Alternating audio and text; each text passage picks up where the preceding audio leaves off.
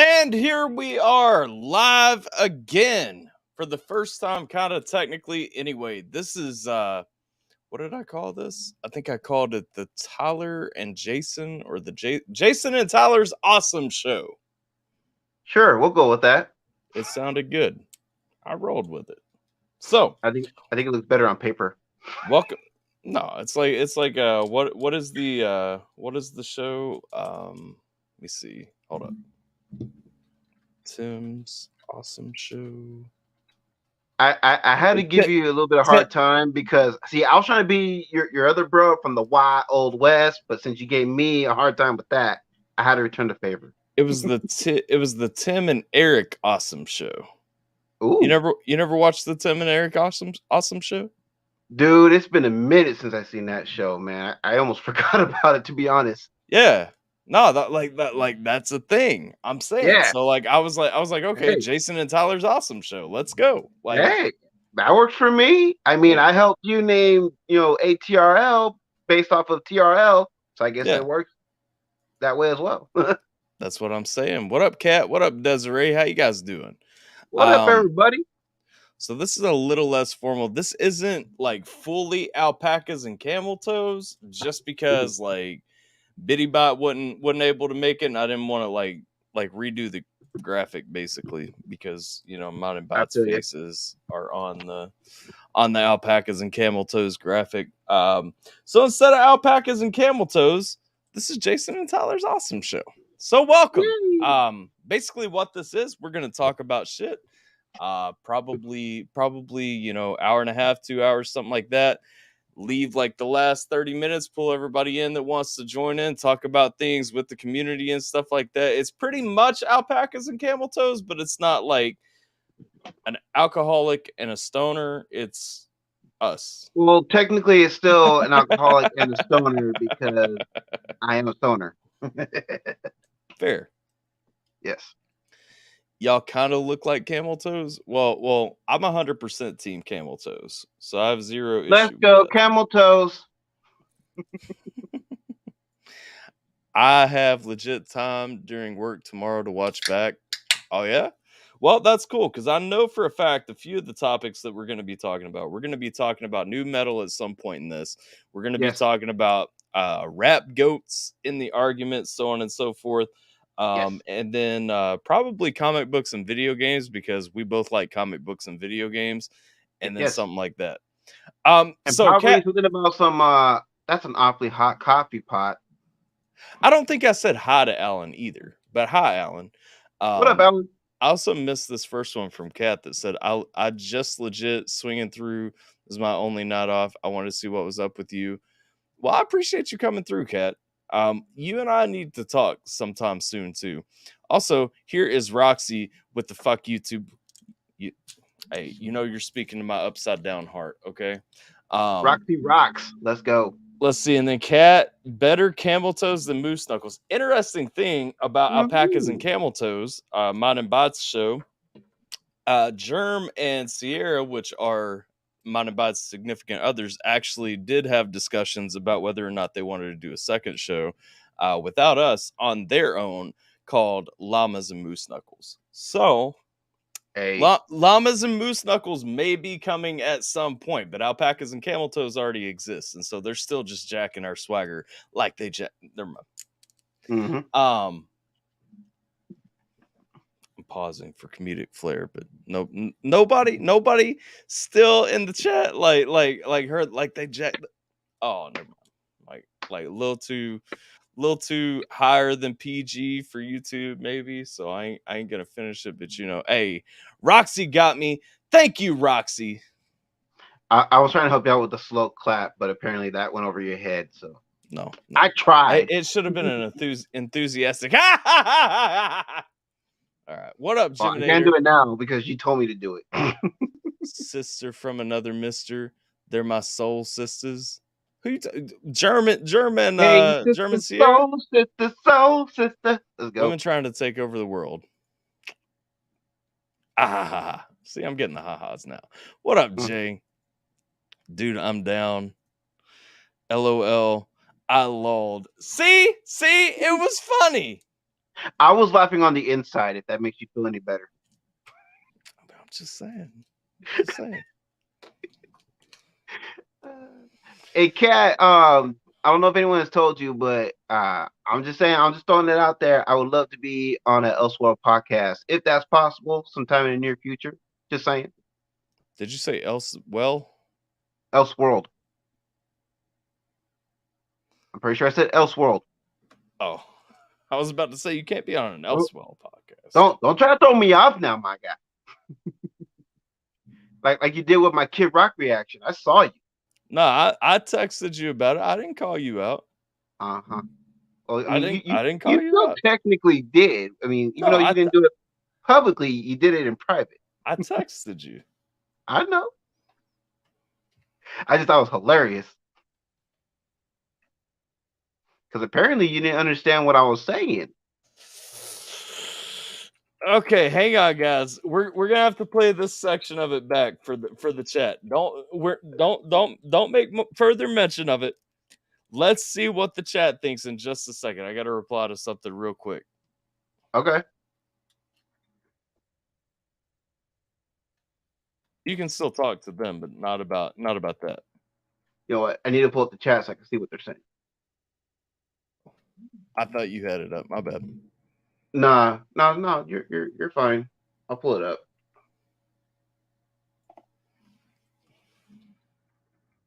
There we are.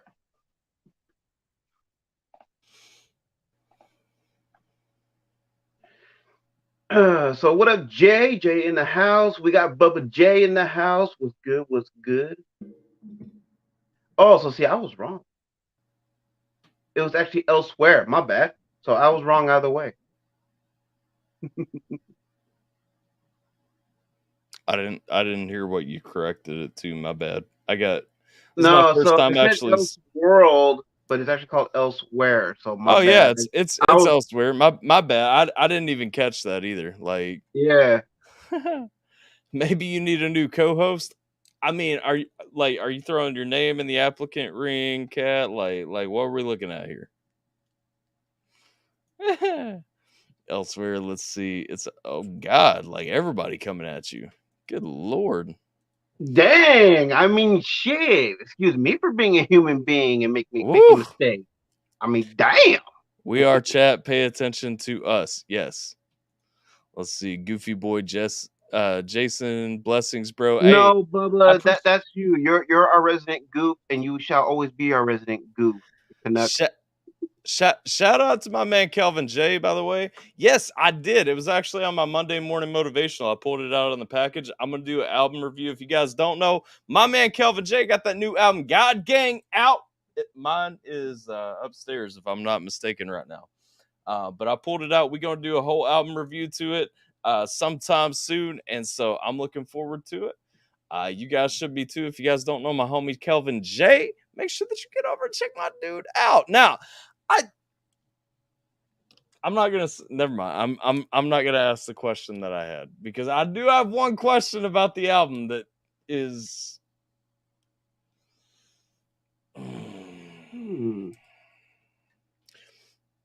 I'm gonna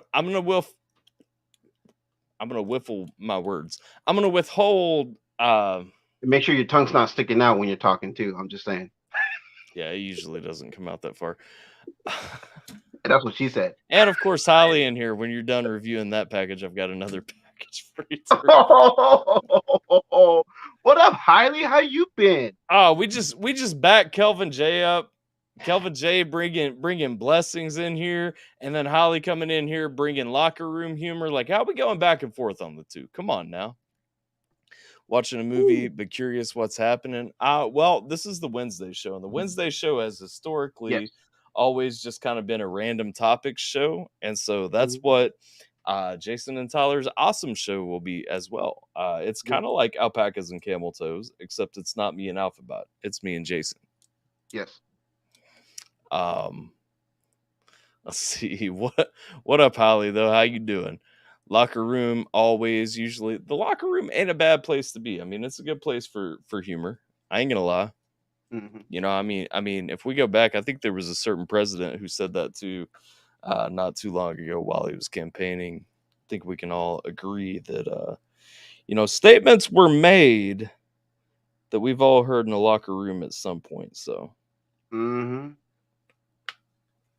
and of Some course, things were said in the locker room that usually we don't repeat them to the outside world unless it's for comedic purposes only. Alan is calling Holly a degenerate, and that brings us full circle. How you doing, Rob? Oh, wrong one.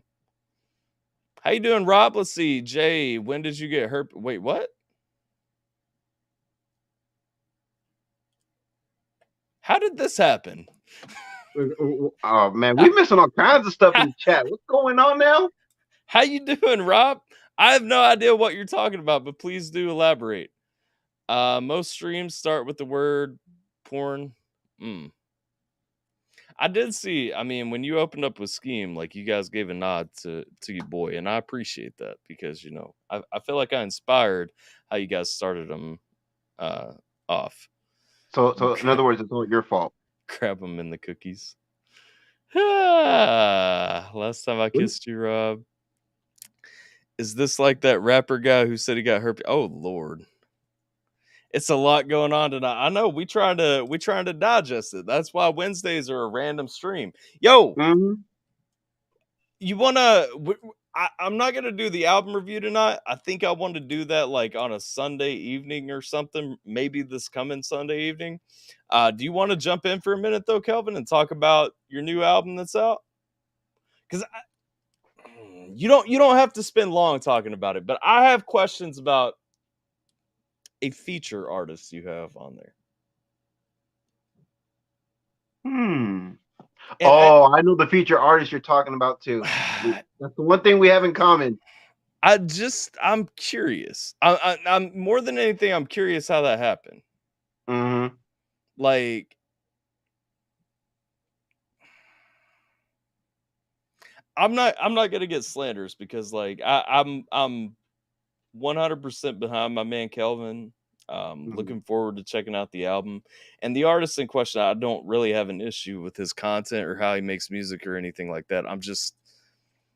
I have had issues with the artist before, and I'm curious. Like, I didn't realize that you guys knew each other until it came up. And fun fact, this artist that we're talking about just happens to be part of the reason how me and Tyler met. It was actually how we met. Yeah. Mm-hmm. That's crazy. I didn't even realize that until just now. I remember. Wait, what's going on here? We were watching Tables Turn. You definitely inspired us. Yeah. Think I know who you're referring to? Yeah. Yeah. Well, it's not Charlie. No. So Charlie came later. He came much later. It's Nick. I'm curious about Nick because like Nick caused me a lot of frustrations like really early on with my channel. And I mean, if we're being 100%, like I don't have a ton of respect for Nick, especially since like I made a little bit of I made a video talking about kind of some of the tactics his marketing used and everything. Mm-hmm. I reached out to Nick afterward, asked him to do an interview. He messaged me back. We kind of talked a little bit. He disappeared, like completely ghosted me after that point. Probably because he realized that I'd made the video that I was mentioning a minute ago. There was a point where I reacted to Nick Natoli quite a bit until I realized kind of like there was something fishy going on with his fans in my mind. And so just curious like how that came about. Like because you got a couple of songs with him on the album. I haven't listened to him yet. And so and to be fair, I have reacted to a fair amount of Nick Natoli. Yes, Nick Natoli cat. It's that Nick. Oh, I knew it wasn't Nick the actor. No, it's Nick Natoli. But like to be fair, I did react to a fair amount of Nick Natoli, and I enjoy his sound. I enjoy his message. Like I enjoy what he did. It felt a little too polished for what he was trying to do to me for a little while. But I never disliked his the package he's putting together and putting out. the product, but I started noticing like things that confused me a lot. Keeps my peace about that dude. It is what it is. I get it. Understandable. Understandable. Like I said, I've only reacted to 2 songs, and yes, Hailey is also not a fan of Nick Yeah. Natoli, to put I it mean, lightly. the thing is, if you've hit like a couple of certain artists, you've been bombarded Yeah. by people. Let's see, I confronted him about the fake engagement, bot engagement, etc. He responded honestly about it. He said he used to be into fake bots, etc., etc. He's working on getting away from that on his platform. Well, that's fair. And Okay. that was pretty much what I wanted to clear up with the dude when I asked Yeah. him to come on for an interview, because I do appreciate the message he brings. Mm. I feel like his heart is truly in the right place. I mean, I watched Maurice, I believe, did an interview with him not too long ago, and Mm. he has very well, heartfelt answers, very thorough answers and everything. And I have zero doubt that most of what was going on there was pushed by his label. And that was the problem, though. Looking at it, like it looked like it was a label's way of trying to get like an insider. It was like trying to get like a Tom clone kind of pushed to the masses that they kind of had under their thumb, but he Mhm. would never talk about it. And that was what made me a little bit squeamish. And he's still also trying to act like he's like outside of all that at the time. Now, I haven't paid attention to what he's been doing for a while, just because like when the point came that he didn't want to talk to me any further, I was like, okay, I'm kind of over this. And I just kind of moved on my way. But okay, I understand that. I just wish he would have had that conversation with me, because that was the conversation I wanted to have with him. Right, right. Good for him. Maybe undo everything that happened with content creators in the meantime. Just thought, yeah. Mhm. Um, Absolutely. that was my problem. Like, it went to content creators, it went to attacking people in communities, it went Mhm. to like dudes Like talking smack, slandering other artists that we react to. yeah, like straight up slandering, like saying Tom and Upchurch were bots, like Yeah. dudes getting in the comments telling me I was just a fat ass that couldn't react to any kind of music anyway and couldn't talk about Mhm. music. And it's like, bro, like your bot engagement, not the bot engagement, but like the interns, because I mean, they would even own it. They would throw up like, yeah, like we're interns, we work for Nick, we're not bots. And like they would even come out and start coming sideways in the chat and everything. And that Yeah, kind they of took would. it to a point where I was like, I don't like where you're going with a lot of this. You know what I'm saying? But Constantly spamming our comment threads with like emojis and a bunch of random yeah, comments, insults and whatnot. And it got to a point where it's like, okay, if that's how y'all gonna come at me, then guess what? I'm not reacting to your boy anymore. yeah. Simple as that. As far as me on him, though, he's been pretty genuine toward me. So far, I give everyone a fair shot. So he's been treating me better than any other artist I've worked with. And that's dope, man. Okay. Like sometimes, I mean, if somebody moves past it, moves above it, moves around it, whatever the case may be, as long as you guys have a genuine connection, as long as you guys sorted that out, like that's cool. I was shocked when I saw his name was the only thing. I saw his name when I pulled it out of the slip, and I was like, wait a second, what? And Mhm. and it caught me off guard. But I mean, I have zero issue with him. I also get how you get locked into those rabbit holes. I mean, we gained a ton of subs on this channel from like cheap engagement without even realizing it, just from following like comment recommendations and everything. That was how I got into Nick Natoli in the first place, you know? Yeah. Um Mhm. um like, I followed recommendations from the comments, hit some communities that boost engagement and everything for a little while on what they want to see checked out. And I didn't realize it because I was a young YouTuber, and I mean, it compounds on top of itself. And so I mean, it's easy to fall into those pitfalls whether you know what you're doing or you don't know what you're doing. Um interesting. Interesting. But I get it. Do you always, whatever makes sense to you, 100%. He's the first person I've worked with that gave me 50-50 splits on distribution. He responds and treats me like an equal, so I highly respect that. Yeah, absolutely. People switch up all the time. They do. That's facts. Yep. He called Hillbilly was Tom McDonald Death was off church. That was funny. I remember that. There ain't no undo button for that. He's already burned too many bridges with the reactor community. I will say I think he has. I think it's something he has to address to move forward to get past it. Especially to tie back to a lot of communities, Hangover Gang and Creek Squad, especially. Like, if those are communities that he wants to be accepted in, like he did a lot of damage, or maybe a lot of damage was done on his behalf with those communities. Fair to say, yeah. Y'all suck, boring. It's an interesting conversation. I know this is a conversation we were having like 2 years ago at this point. So I get it. Like, the conversation has been hashed out, but it is interesting to kind of see the other side of it. You know what I mean?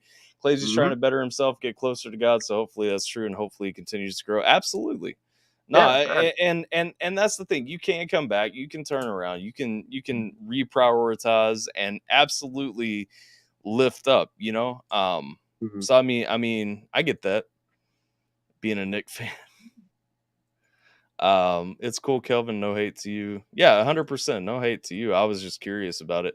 I checked him over text straight up, and he was open and honest. So I respected that. If he would have allowed, I definitely would have cut him off. Yeah, I get that. Their channel, their convo, their doors. Thank you, Kat. Look at that. Kat had our back, man. I appreciate that. But anyway, back to the original point. If you guys don't know, Kelvin does have the God Gang album out now. I know I Cashapp told me for it, and got mine sent. I've got mine upstairs. Is there like a platform that you're selling it through, Kelvin, or are you just doing it through your channel? You doing it through PayPal? God bless, I can't talk tonight. Words, Ty. Words. Through PayPal, so on and so forth. I mean, is there a way that you're pushing that album out if anybody wants to grab it, buy it, so on and so forth? Let's see. And for those of you in the chat that are wondering, yes, I am prepping the soundboard because I have a feeling it's gonna be handy. I hate the soundboard. Don't turn that thing on. It adds nothing to our conversations. I intentionally do not hook a soundboard up to my live streams. Hey, if the chat wants it, though, I gotta give them what they want. The chat does not want a soundboard. Definitely don't have any hate for people that rock with him for sure. Just not my cup of tea. Hate tea. Perhaps he should have kept rapping for Snoop. I mean, and to be fair, that was my most frustrating point with him. Was that everything was rehashed as he used to rap for Snoop. He used to rap for, X, Y, and Z. And I'm like, cool, but like, rap for you, dog. Like, come on now. Alan and Kat beefing. We got our first beef of the night. Oh no. Come on now. always shouting it out, Kelvin. 100%. I think that question from Alan was directed to you, Ty. Do you not have a sense of humor? No, he was talking to Kat because they're going back and forth. Oh boy. It's okay. They're good. They're both sarcastic and very honorary, and so they'll sort themselves out. Yep. We don't mods on this channel don't limit speech, so right. We all support free speech here on the AlphaTyler channel. Even if that means running the risk of being canceled by YouTube.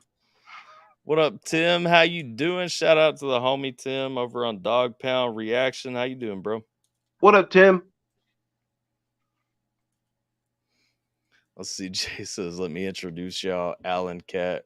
Or wait, Cat, Alan Cat. Yeah. I'm the Elon Musk of mods. Well, Cat is Cat Musk. I'm still waiting for those t-shirts to show up. Like, that's got to be happening at some point.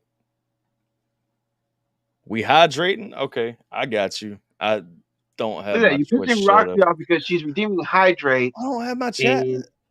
I don't have the chat open outside of Streamlabs or StreamYard, and so I can't see what's happening. All right, hydrate. You got hydration available? See, Roxy be sharing my frustrations whenever I redeem a hydrate. All right, let's see. He's I probably musky. should have me a drink prepared. He's Elon Musk. We got Cat Musk and Elon Musk. Shut up, Jiminator. At least we can all agree on something. Mm-hmm. And it's not Shut Up Jiminator, it's STFU Jiminator. I think the mistake that I made was given Jiminator mod status at some point. That way nobody could just time him out randomly. Mm-hmm. I miss when people would time Jiminator out for fun. Mm-hmm. Doing good exposing some stolen valor YouTube channels. I mean, right on. Like stolen valor absolutely needs to be called out. Like, Yes, sir. let's see. You the what? You the nothing. Mod legit like everywhere else. Not even kidding. Thrilled to have 0 applications here. Well, to be fair, like my mods don't do anything, so I just give it to a few people. Yeah. We don't do anything without Tyler's approval. Tyler and Jaden. Who's Jaden? Yeah, I don't know who that Jaden is. Going through any TV shows. I've been watching Better Call Saul lately. I'm actually a bigger fan of it than I thought I was. I'm still looking for Jaden because Jaden has to answer that question since it's not for me. Okay, I'm back. That was fun. Cat, I know, right? It's weird not being blue for me. Do not mod me. No, I only mod patrons.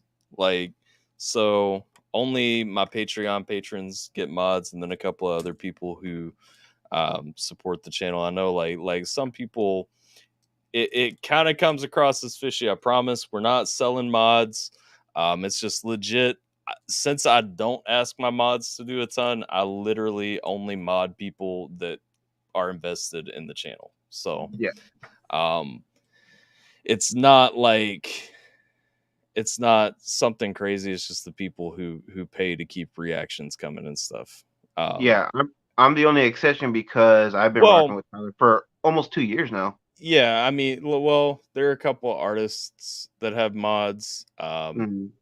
It's like you and Scheme's not one of my patrons, but I mean, Scheme has 0 issue dropping like $70 for a super chat on a random stream. So, like people who have supported the channel over time, like for a long time, are also mods. But I mean, for the most part, it's just patrons that are mods.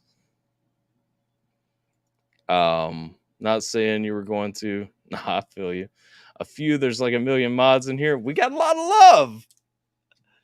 Let's see. Hey, but that's how you know who's family and who's not. Not many bots anymore. Yeah, I mean, and like I'm a huge proponent of free speech anyway, and so specifically, I think I've timed out more of my mods than I've asked mods to time people out in the chat. So this is true, by the way. I could vouch. I mean, I'm not saying like I've timed out any mods that are in this stream right now, but like, yeah, see, it doesn't bother me very much because I'm used to being canceled. If I'm not being canceled, that means I'm not doing something right. Take the number 3 with a mod to go. Kelvin got jokes to that. Look at my alpha points. Yeah. So what's going on here? We're talking. We're just hanging out, chilling, vibing, talking. Getting that midweek show going. Yes, sir. Yes, sir. Replacement show for alpacas and camel toes. Mm-hmm.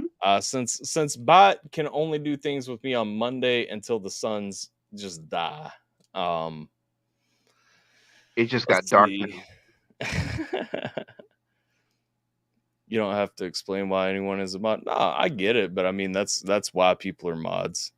I get bots a lot. It's annoying. Yeah, I mean we blocked most of the bots. Occasionally, like trolls come through, but we like to play with trolls, and so we don't really silence trolls or anything like that.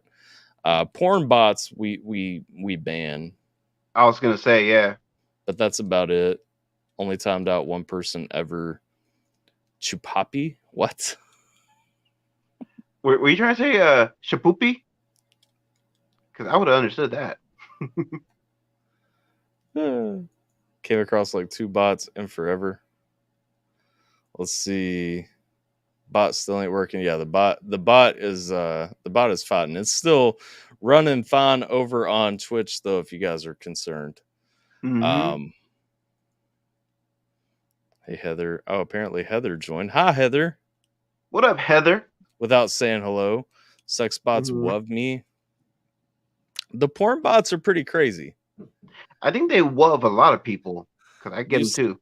used to get randomly turned out in other streams because I'd get caught on accident as the chat flew by. I got modded a couple of times because it kept happening. Nice.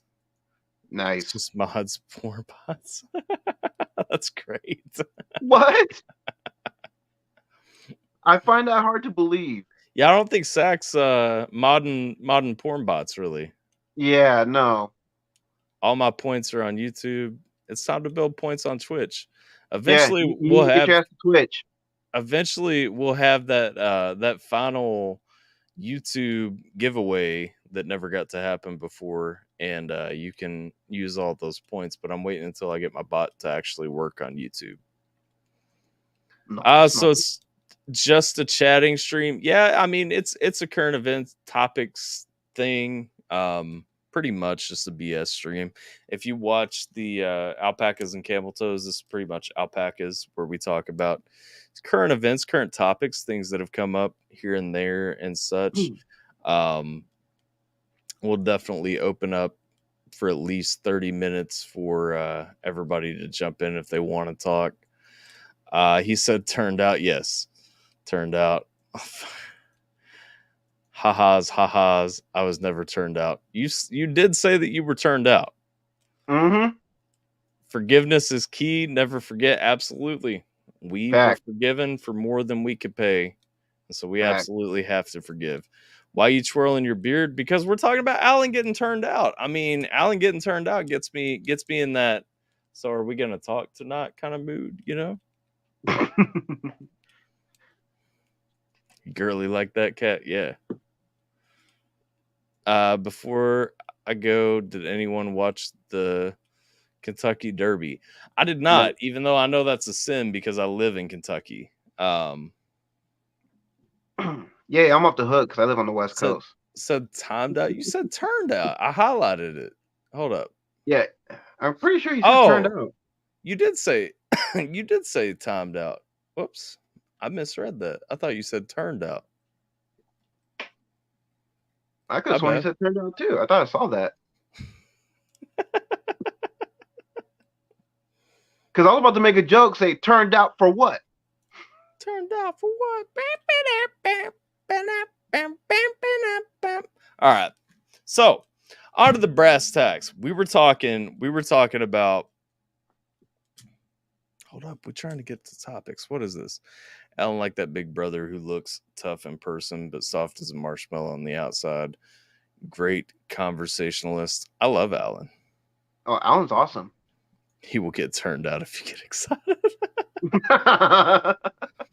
Alpha gonna get his Kentucky card pulled for missing the Derby. I know. Like, Ooh. Oh shit.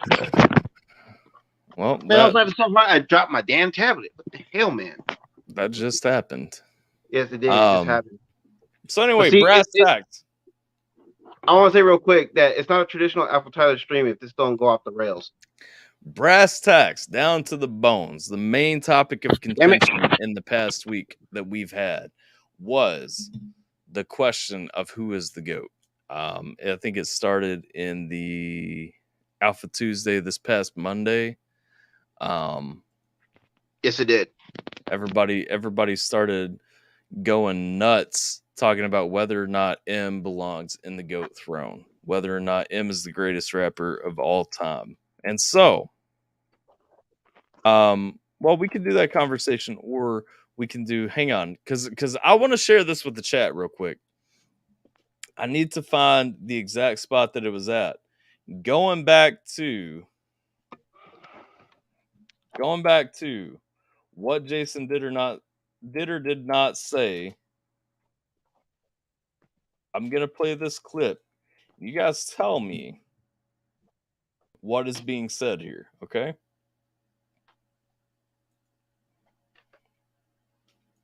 If I can find it, hold up.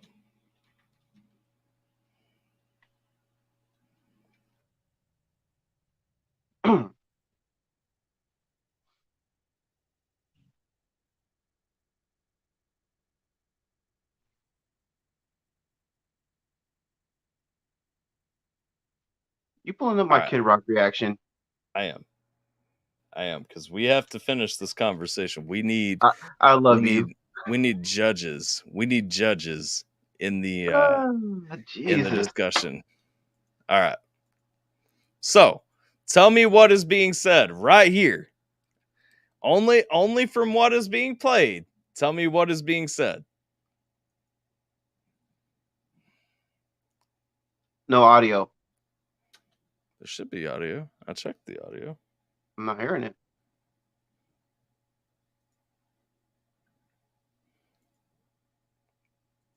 Hold on.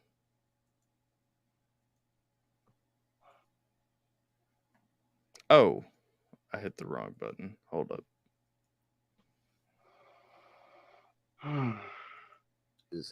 Like I said, this was back when new metal, you know what I mean, was like in its infancy, and bam, it was just fire. You know what I mean? This is what brought upon, Limp Bizkit. Then you had, other great bands like Korn, Linkin Park, you know what I mean, and much, much more. Rage Against the Machine. Yeah, Rage Against the Machine's up there, you know what I'm saying? Bruh. If it weren't for guys like Kid Rock and Fred Durst, you know what I'm saying, who really kicked it off, I mean, you wouldn't have these other bands that followed. So now, moment of reflection. Okay. What was just said?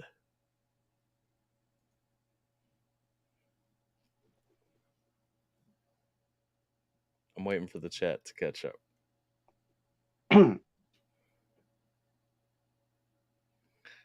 And that's Alan's fine. Alan's throwing out a Jay's got an LMAO. I'm not the only one who's catching it. Mm-hmm.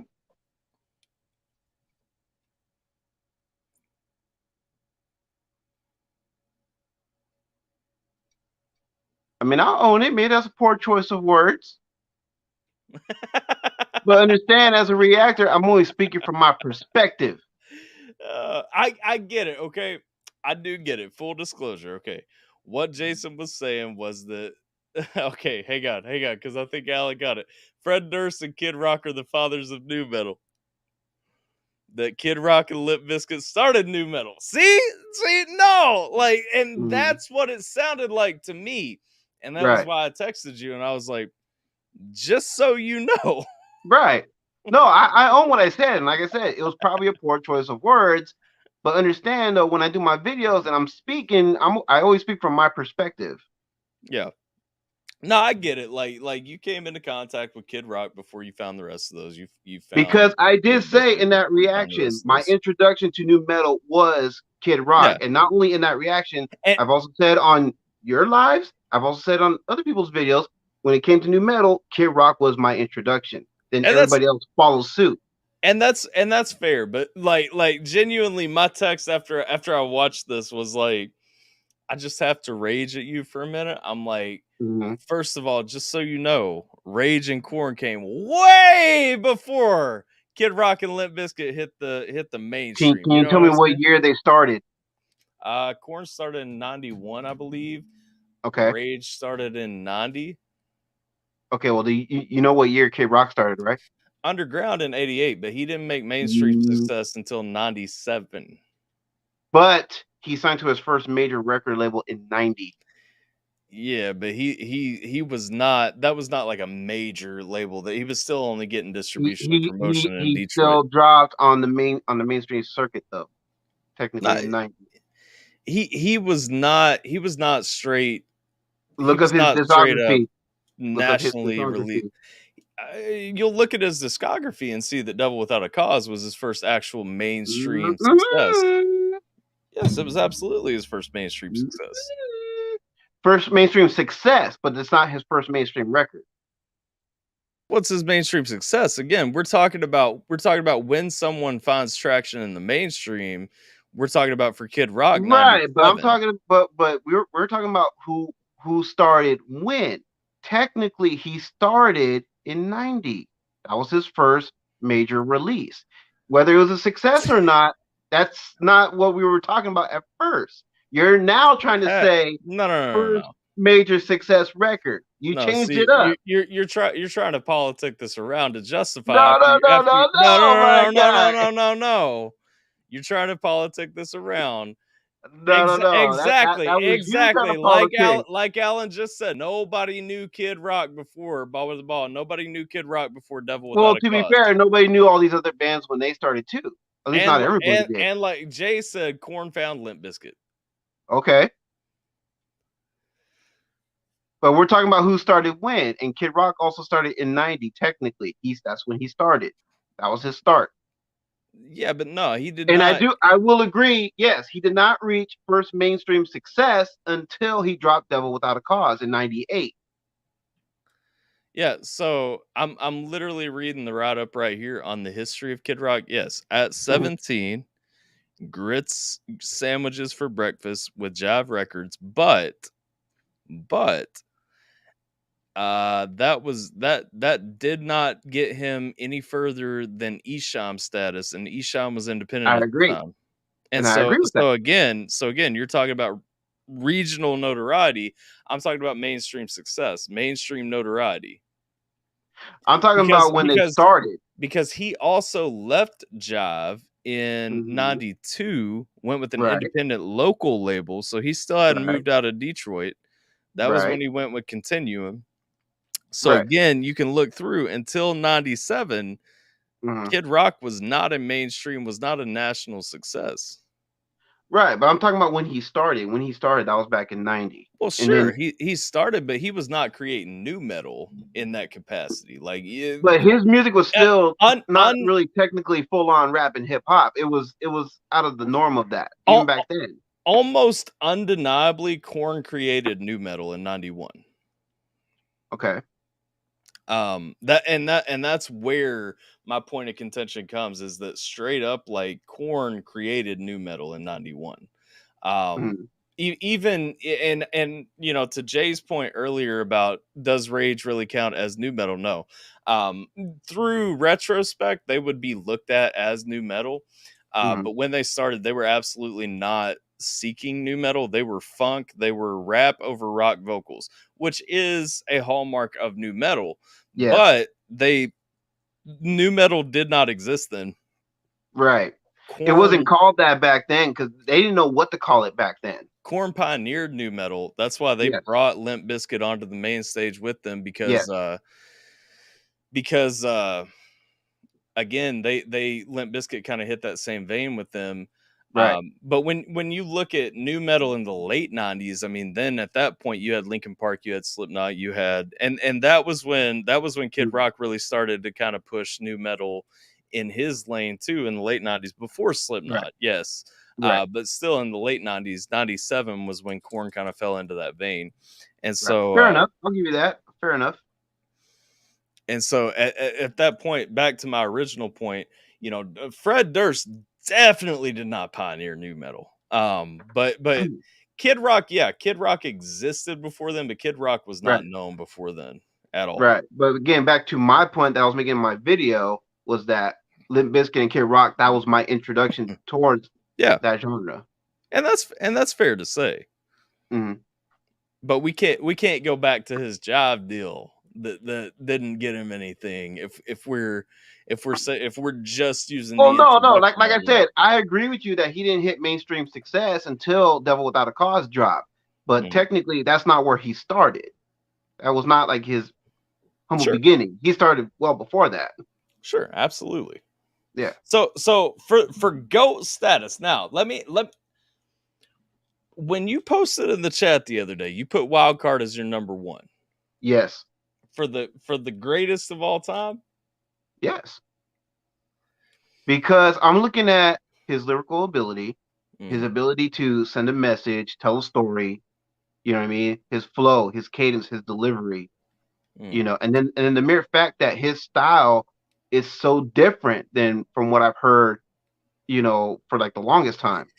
I see. I get that because a lot of that is I would put Mises in my personal favorite number one, but That's fine. not on GOAT status. Like Eminem is GOAT status number one for me Right. Well, to me, Eminem's number 2. after Wildcard. Yes. Okay. So do you not? Here's my question: when you're looking at GOAT, are you not taking into consideration then actual sales, like what's pushed through, like actual Mm-mm. success achieved? No, I'm not looking at that. I'm looking at the craft. Who Because is better at performing the craft? right. So I feel like to a certain extent, I guess that's where our disagreement would come on that. I feel like Okay. to a certain extent, success achieved has to be factored into that. You know what I mean? Okay. That's fair. For me to look at somebody and say, okay, are they not the GOAT? I don't care if you're good at it if you haven't achieved success. I think that dudes like Mises, dudes like Wildcard have the Mhm. talent, have the potential, could become like the Mhm. greatest, but Mhm. I don't think it's there. You know what I'm saying? Like they just haven't done enough yet. So you're factoring in the status and stuff. Because see, yeah, I don't Yeah, look at status because to me that's not what it's all about. I look at the quality of their art. That's what I sure. look at. Well, the quality of their art's going to be important too, but I mean, Mm. still, when I look at Eminem's catalog, like Eminem's catalog still outshines Mises's catalog. Even taking my Mhm. personal number one, like Eminem's catalog, Mises just doesn't have that catalog. You know what I'm saying? Mm. And so, yeah, Mises is my number one. I rock with him every day. Like that's my dude. But like, is he the GOAT? Like, he can't be the GOAT. I'm sorry, I was looking at the chat. Rob What did you just say? Rob Rob has contention. I was saying for me, like Mises has my most listenable, like what I want to listen to the most and the Mhm. most consistently. But to me, like his catalog just ain't on par with what M's brought, with what Outkast has brought. Like Yeah. those guys, like there's so much, and they've had such an impact on hip hop. Like, Yeah. can Mises get to that point? Absolutely. But Mhm. like to me, I have to look at achievements. I have to look at impacts. I have to see, what's actually gone down to say, okay, he can't be number one right now. Like he might Mhm. become number one, but he can't be there. And I do disagree with this point, Jay. I don't think that the greatest of all time has to be people that have been around forever, and Yeah. passed away. I think that you can come in, you can body the whole rap game. Somebody could come in tomorrow, because like even if you take NF, like if you take NF, because there is a scale between mainstream and independent artists, right? NF Right. did everything on his own. That is just as impressive as what Eminem did with Dre backing him. Like Yeah. like there's no way to say that it's not, because I mean dude came in and like owned the game by himself. Mm. That's impressive. That's kudos. NF don't get my goat chair either. M still keeps it just because and M has timeless music. You can throw on the Eminem show right now. Yep. None of it feels aged. You know what I'm saying? Like it don't feel, besides like cleaning out my closet, that kind of feels aged because he's been back and revisited that and all that stuff. But I'm saying Yeah. like it don't feel aged. Like it Mm. feels, everything in it feels relevant now. Mm. There will never be another Eminem. I personally agree with that. It's just like, I hate Tom Brady, but there will never be another Tom Brady in the NFL. You know what I mean? Yeah. Facts. And Tom Brady should stay retired for the record. He should stay retired. Number I one mean, M if we're gonna song. go ghost status, because let's not forget. I mean, just recently, Tom McDonald has been beating out Eminem. So shouldn't Tom be up there? No. Tom's And why is Tom's that? Tom hasn't achieved it. I mean, the thing is, Tom has a core fan base, and that's great. He is, the center of the universe for about 3 million people. But I mean, But M he has singles that have beaten out Eminem's entire That's album. cool. I mean, that should say something. Those are singles. I mean, and that's yeah. I've made the same argument before. I mean, I agree. That's impressive. That's a milestone. That's a huge thing.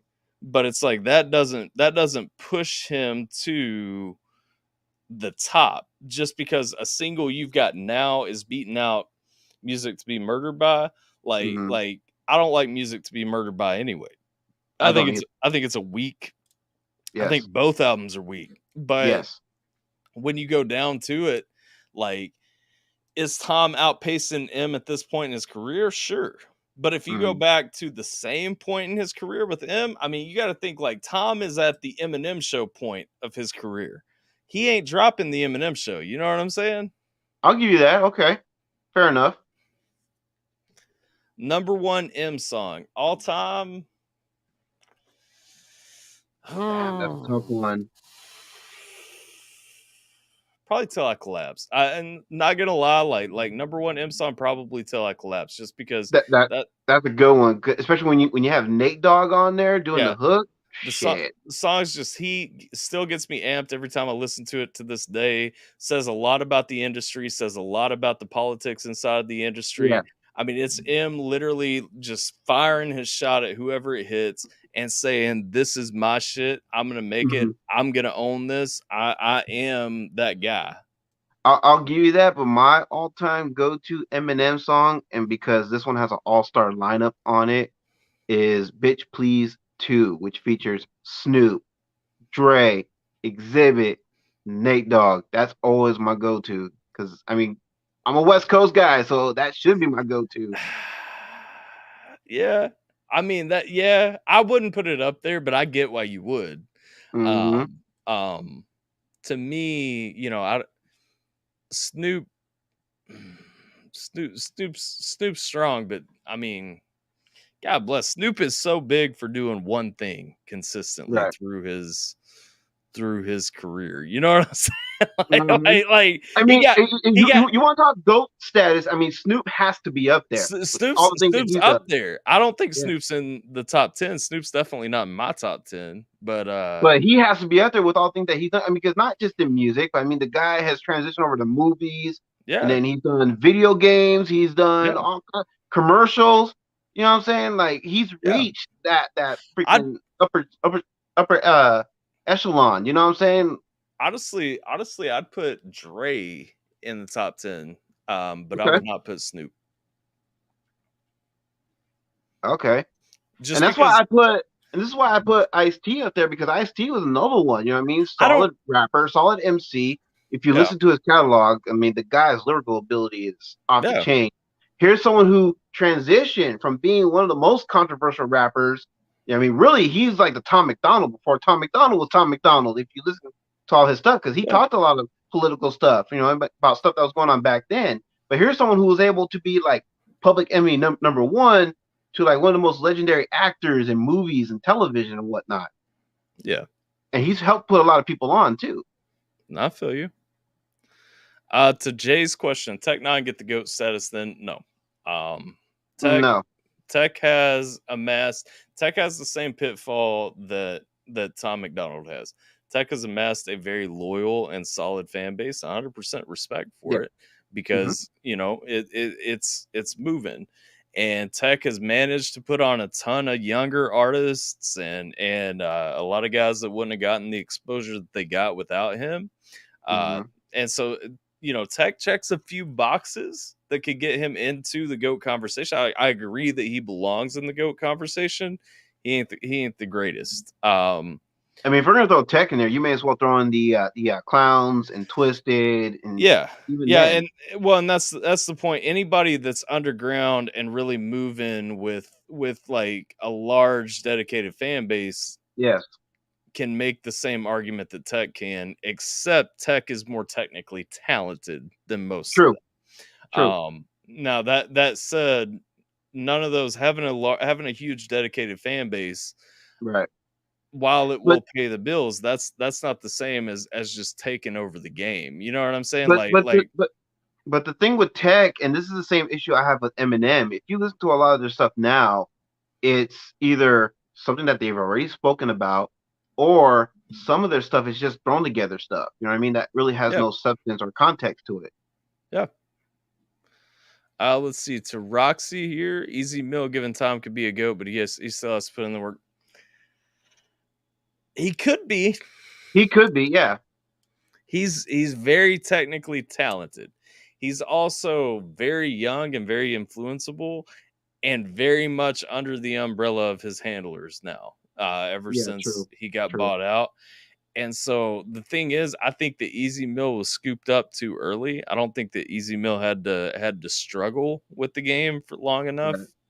Right. And I know that sounds weird as hell to say, but like it's just, if you look at these guys who actually rise to the top, it's usually guys who struggled and didn't make it that easily. I Easy, would put Tech Nine over Easy Mill because Tech Nine was able to use oh, his to build up his own label, and he's still on his own label. I'd put Tech over Easy Mill. I'd put Tom McDonald over Easy Mill. Like Oh yeah, easily. It's no disrespect to Easy Mill, but like it's just he's too young to say one way or another. It's too Mill, early. Like his career is still in its infancy. He has to, if he can prove that he has what's the word I'm looking for, that longevity, then sure, he'll definitely get there. But right now he's only dropped maybe like a handful of albums, and even still, that's not enough to really say anything yet. Yeah, longevity is really what's gonna cut it for Easy Mill and decide where he stands. Yeah.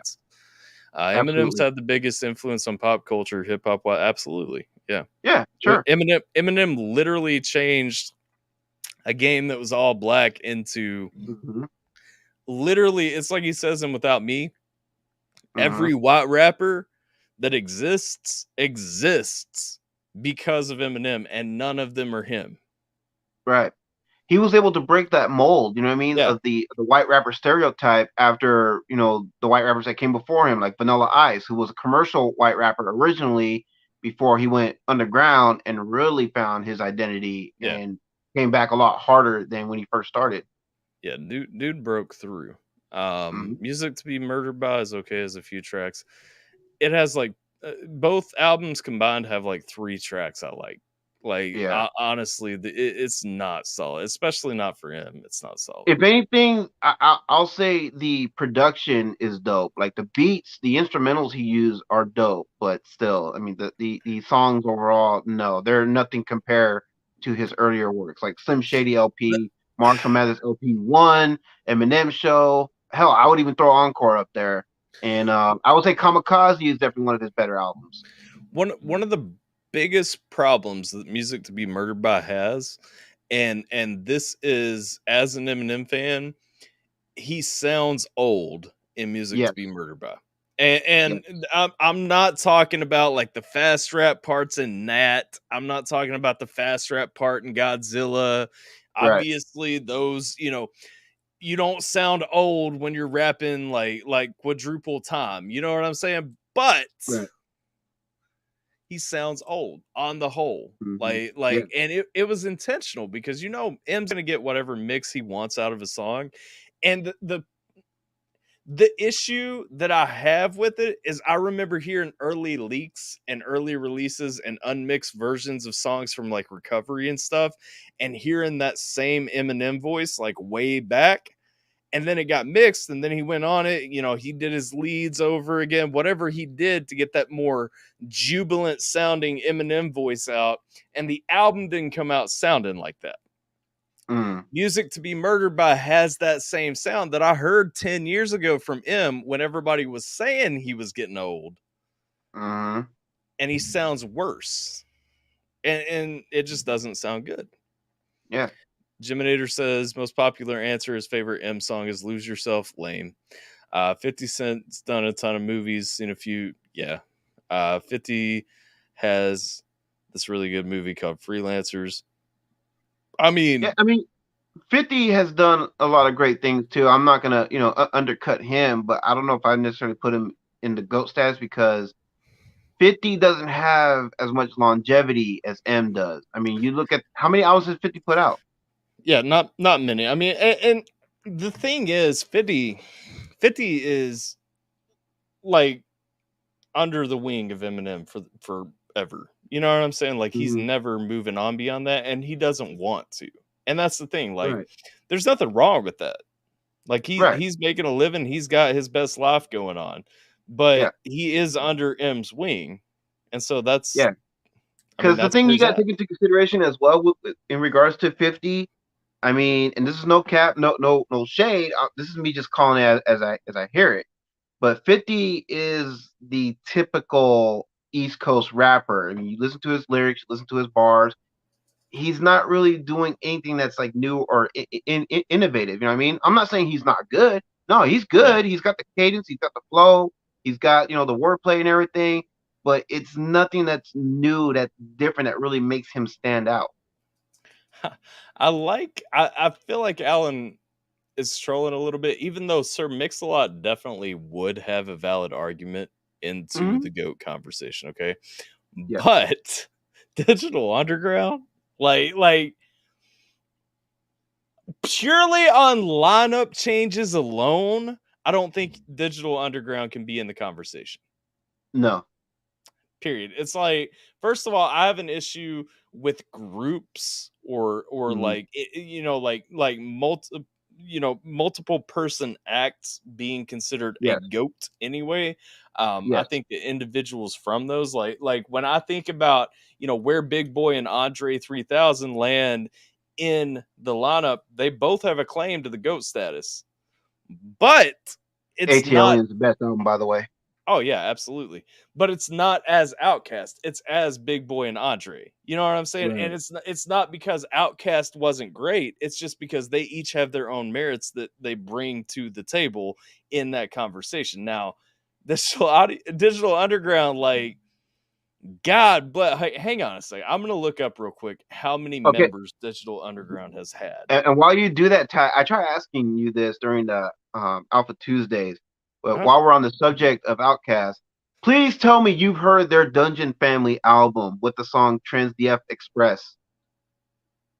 Yeah. What did you think of that album? I have so I have Outkast's entire discography. Okay. I had the first portion of it before like 15 years ago, and then bought the rest as it came out and stuff. But Mhm. Outkast to me, Outkast is, especially their early stuff, is super unrefined. Some of it kind of sounds clunky. Even tracks on Atlians, which I think is their best work, even Mhm. tracks on Outlians sound clunky and unrefined, but they literally were pioneering a new sound in hip hop that Yes. people just weren't ready for in hip hop yet. Yes. This is when they were actually finding their identities. Let's see here. Now we're talking about Digital Underground. Yeah, no. Digital No. Underground, I literally can't even tell you how many. Let's see. 1, 2, 3, 4, 5, 6, 7, 8, 9, 10, 11, 12, 13, 14, 15, 16, 17, 18, 19, 20, 21, 22, 23, 24, 25, 26, 27, 28, 29, 30, 31, 32, 33, 34, 35, 36, 37, 38, 39, 40. Over the years, Digital Underground has had 40 different members, okay? Damn. Over 20 years, 40 different members, okay? They changed more members than freaking Destiny's Child. Now, in the GOAT discussion, Tupac is one of their members, so I'll give you that bone, Alan G. Oh yeah, Tupac definitely a GOAT. But no, Digital Underground not in the GOAT discussion. Like as a whole, you No, can't take only can't, Pac. you can't pull 40 people in and say y'all all get consideration. And I'm pretty sure you were trolling when you said that anyway. So Yeah. Yeah. Let's see. Yellow Wolf is overrated. Sorry, not sorry. Yellow Wolf's not overrated. You just don't appreciate what Yellow Wolf brings to the table. Here, He ain't Josh A or Jake Hill, so no. yeah. You don't understand how Yellow Wolf is managed to be country rap when country rap wasn't a thing, and Mhm. still does it better than most country rappers. Facts. Facts. And he had the weakest verse on World Side Choppers, but I do like him. I mean, that's fine. Yeah. Whatevs. Top 5 rappers solo: Tupac, LL Cool J, Ice-T, Fab Five, Freddy, Ice Cube. Ice Cube gets overlooked. When I talk about people who Yeah. belong in the GOAT conversation that don't get looked at enough, Ice Cube is definitely one of my go-tos, just because Yes. Ice Cube belongs in the conversation and gets ignored 90% of the time. Even here on the West Coast, you know what I mean? He gets, overlooked a lot, and I don't understand why. Because I'm like, because when you listen to Ice Cube versus everybody else in NWA, like Dre, or DJ Yella, MC Ren, Easy E, and everything, Ice Cube is the most lyrically sound Yeah. member of that group. Well, and that's the thing. Ice Cube is the last out of that group to ever get mentioned in the GOAT conversation. And it's like, Exactly. justify that for me for a minute. Like I can't, because I agree, he is a GOAT. But let's see. The only mumble rapper I can. Okay, now first of all, Geminator, you have sent me mumble rap. They're screaming in it, but it's still mumble rap. It's bullshit rap that is not Yes. actually rap. So no, Facts. you're lying. Something about him, I can't put a finger on it. It was great in my opinion. No, Juice WRLD was not great. I'm sorry, No. like R.I.P. dude, and I'm sorry for your passing. And I get it, like M, posthumously shouted him out and got him a lot of love and everything, but no. Juice WRLD, no. Juice WRLD was not great. What up, Double S? Appreciate you. We about to open up to the chat too if anybody wants to jump in. So if you guys are here, especially Double S, if you're still here, want to weigh in or anything, we're going to open it up in just a minute. Bad Meets Evil was fire. Absolutely, Bad Meets Evil was fire. Sure. I'll give you that one. Yep. Unfortunately, Royce sucks. Like not as a rapper. Royce is a fantastic rapper. He's just a shitty human being who wants to bot constantly off of Eminem. Yep. Double S, we talking music. Yep. What up, Double S? Let's see. I like Biggie. Yeah, everybody likes Biggie. Oh, Biggie's fire. Biggie is fire. He's definitely GOAT status for sure. Here's outside the box. South Park Mexican. Lost me. Not even gonna lie, lost me there. I know that name. I've heard of them before. I may have heard a song or two from them. I just don't remember. What up, Charlie? I saw you were featured on Kelvin's new album too. That's what dope, up, Charlie? Man. Kelvin's the homie. Glad to see you guys working together. Let's see. Emma's the GOAT, in my opinion. Pac second, Nas third. That is a very fair top 3 in my mind. Here's the thing. I think everybody agrees. I'm sorry, people who aren't racist agree.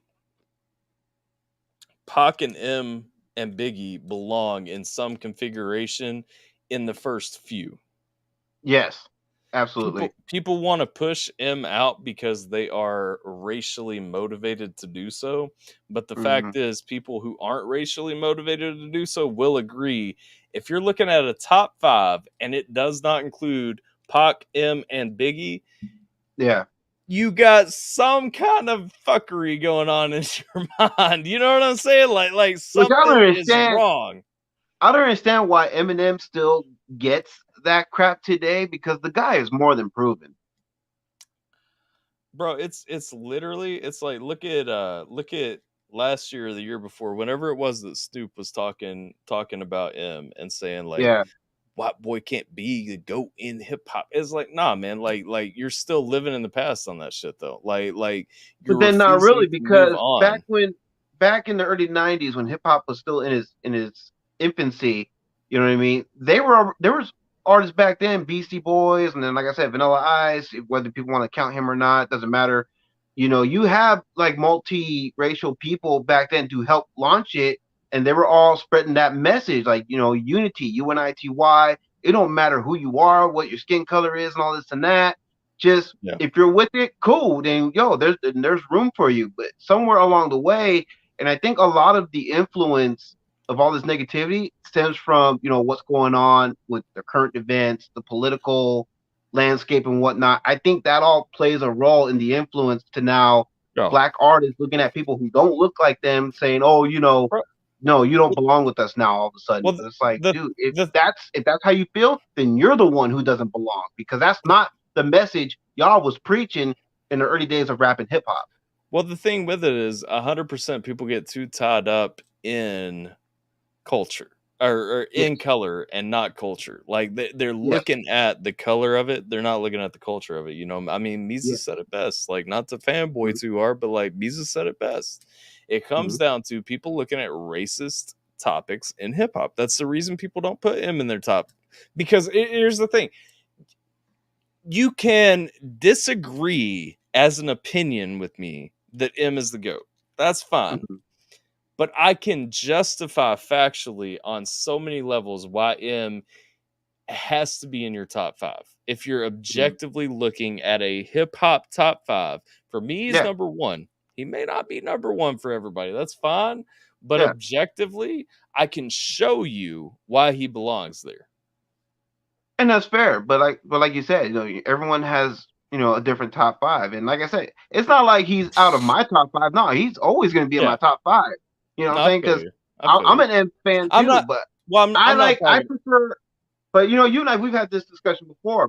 So for those in the chat who are new here, I've always said I prefer, you know, the younger Eminem versus the current Eminem, because to me that was when he was at his best. This is the guy who was that rebel that didn't give a fuck about anybody or whatever. It didn't matter who you were, what your skin tone was, what your background is, whatever it is. You know what I mean? It didn't care. Everybody got a shot from that dude, and that's what I always loved about him. He didn't discriminate against anybody. The thing with it for me, it's not necessarily that I prefer current Eminem, because Music to Be Murdered By is probably the only album that I would put either of those albums above is Relapse. Relapse is easily at the bottom of my M list. And then probably Encore above Music to Be Murdered A and B.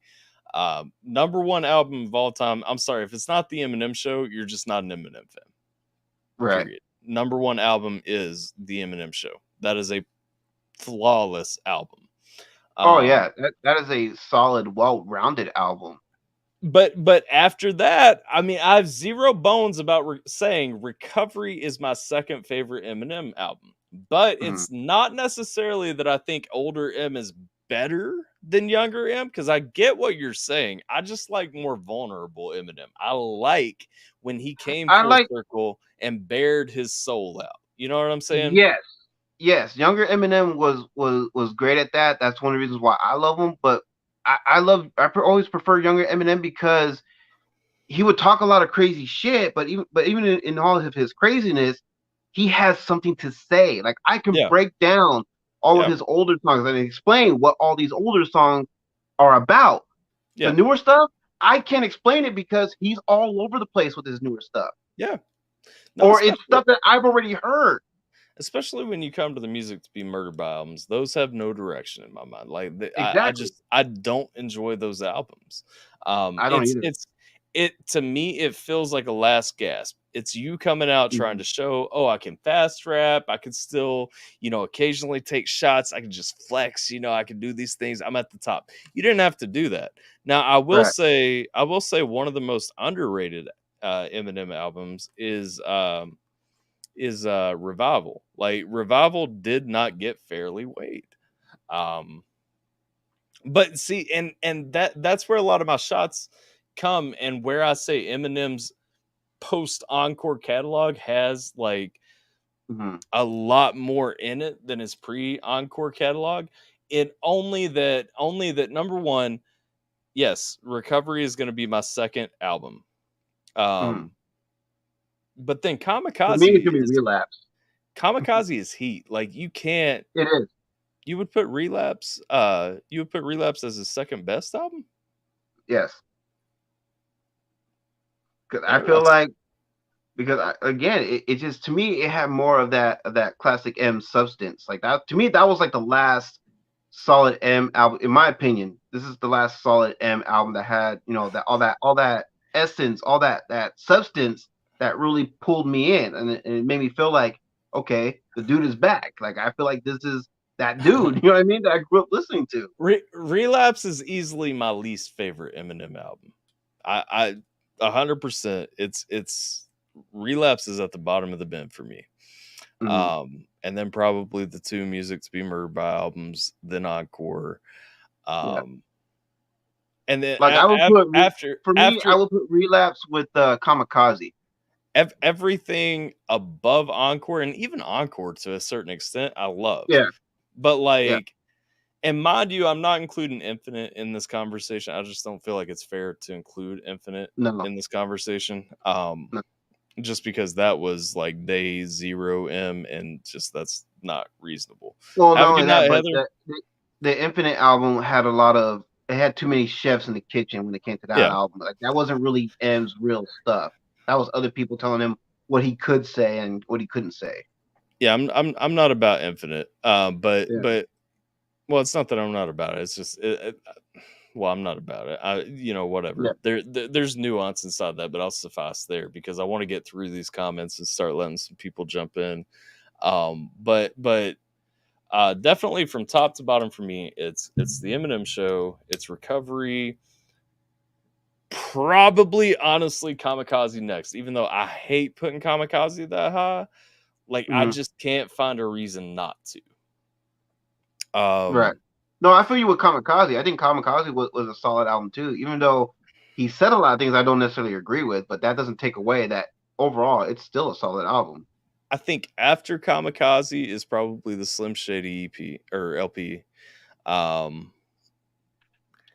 then honestly, I have to go MMLP 2 before I go with the first Marshall Mathers LP, just because again, I like that older, more vulnerable, full circle, realizing his mistakes Eminem at the end of his career.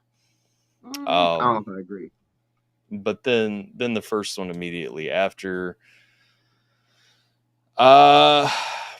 probably then would be Revival, Encore, MM to whatever A, and then side B, and then Relapse. I don't know. I think Relapse is stronger than the Music to Be Murdered by. It's not to me. It's mostly corny. I mean, there are good songs on it. It literally just feels like M had to go in the studio to blow off steam and then just fucking fumbled. Let me see. Personal opinion. Yeah, everything's a personal opinion. You forgot Vanilla Ice. Yeah. We forgot Vanilla Ice. We talking about Rock That kept mentioning Vanilla Ice. Bottom 5 of the top 10, Eazy-E, Dre, Warren G, Nate Dogg. My only thing with that, I don't feel like Nate Dogg belongs in any top 10. No offense. He wasn't really a rapper. He was just a feature artist. Yeah, no offense to him. It's just he's just not there for me. I wouldn't personally put Warren G there because I don't feel like he did anything monumental. True. And also I don't like Too Short that much. So I mean I agree with 2 out of 5 of those being in the top 10. Yeah. Let's see. This is an old one. JJV doesn't know Eazy-E and Eazy-E. Hold up. Huh? Hold on. I'll address that comment in just a second. But anyway, Eazy-E, you technically you cannot put him in any conversation because he didn't write any of his own material. So that's Dre belongs in that conversation to me, and Dre hasn't wrote his own. Well, I don't disagree. Right, Dre's more of the producer, which is fine because that's all really that he wanted to do. He wanted to just produce, not really rap as much. But if people wanted him on, then they would have to write the stuff for him. And you knew who wrote for him because when Eminem had him on a feature, he would use a lot of lines that sounded like what Eminem would have said as Dre. Sure. So, yeah, I'm not disputing that. So, yeah, Dre, Eazy, I would not put them as far as rap is concerned because they don't write their own stuff. I would still I would still keep Dre in my top 10. I think for technical ability, Eazy-E could be in the conversation. Dre is definitely in my top 10 though. Just because of impact again. I mean, going back to impact. Well, first of all, I really like his delivery. When I think of straight gangster rap, like I think of the Chronic. You know what I'm saying? Like when I think Oh about yeah, what I want to yeah. roll down the street, like with my windows down and the bass up and everything, like I think of the Chronic. And so Right. like I can't take Dre out of my top 10, period. That and that's I mean, there are features that factor into that. There are writing credits that factor into that, all of that, but at the end of the day, it's still Dre. You know what I'm saying? And so I mean, on that same True, but I justification, don't know. But I see, cause not see that now it's kind of we're kind of going to this gray area. You know what I mean? Because it's like oh yeah. when I think about top five like goats and stuff, like these are people who are actually write Oh their yeah, own no. shit, and don't have I, ghostwriters. I'm talking top 10. Dre is not my top 5. Right. Well, top 10, even still top 10, because to me, in order to make it, you got to be someone who actually writes their own material. Yeah, but I mean, But like okay, I said, I'm not I'm if not knocking Dre at all because like I said, the guy is a solid producer, and yes, there, he's there done there more are things. He's done more things within music, but then he's done things outside of music. You know what I'm saying? That still earns him GOAT if status. if you're taking full on writing credits into account, I mean, at a certain point, you have to take you have to take Snoop out of the conversation. You have to take, not that Snoop's never wrote his own songs, but Snoop Right. hasn't wrote the majority of a lot of his songs in a long time. True. You have to take Snoop out of the conversation. You have to take, anybody who has a lot of label control, maybe with the exception of Eminem, has a lot of label interest out of the conversation. Well, with the exception of Eminem and Jay-Z. And that's the thing. Jay-Z hasn't even come into the conversation at all. Jay-Z is easily in my top 5. Mm-hmm. And so He's not my that's favorite, but he's definitely a GOAT, even though he's not my favorite. yeah, but you can't discredit him. I mean, No, I'm Jay-Z, not. I'm saying he's definitely a GOAT. He's just not my yeah, favorite. yeah. No, I feel you. I just there's so many people, but again, when you're taking writing credits into consideration, there's also ghostwriters. I mean, a lot of people put Drake in the GOAT conversation. Again, if you're talking Um, about ghostwriters, and I don't think Drake you can't belongs in have that Drake in conversation, the. but that's my opinion. Well, I don't think Drake belongs in that conversation either, just because I feel like Drake is the forebearer of this new wave of shitty hip hop that happened. I feel like And I he's the think, pioneer of the mumble rap shit. well, that's what I'm saying. I think he caused a lot of my problems with the current hip Mhm. hop landscape. Yes. And I don't like that. Yes. But I'll never forget when they tried to put him on the spot to freestyle and he choked. anyway, let me jump on through because I want to open these up. Yes, sir. I'm not sure what that was too anymore.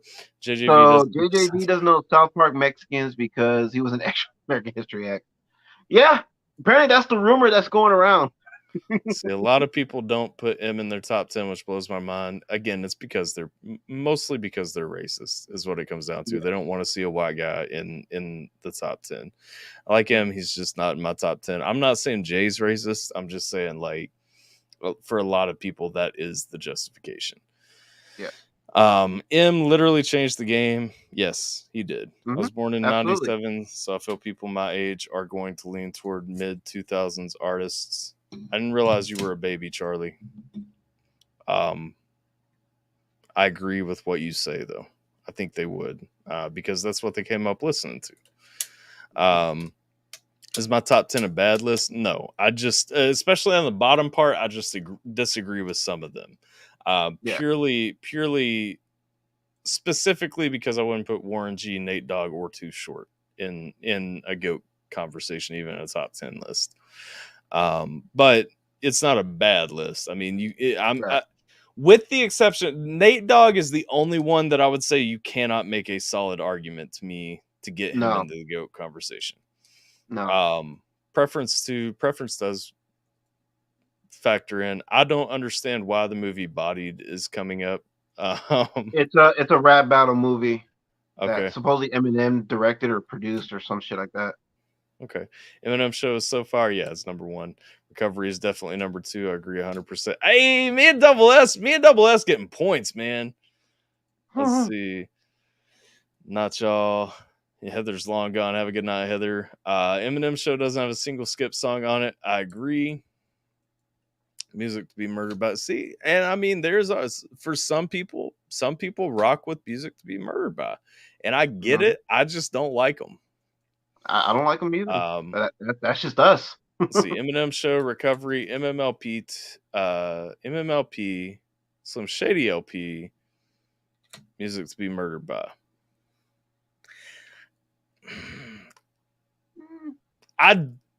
So I don't disagree with the MMLP or Slim Shady LP being in your top 5. The only issue I have is music to be murdered by, just because I can't. I can't see it being in the top 5 M albums.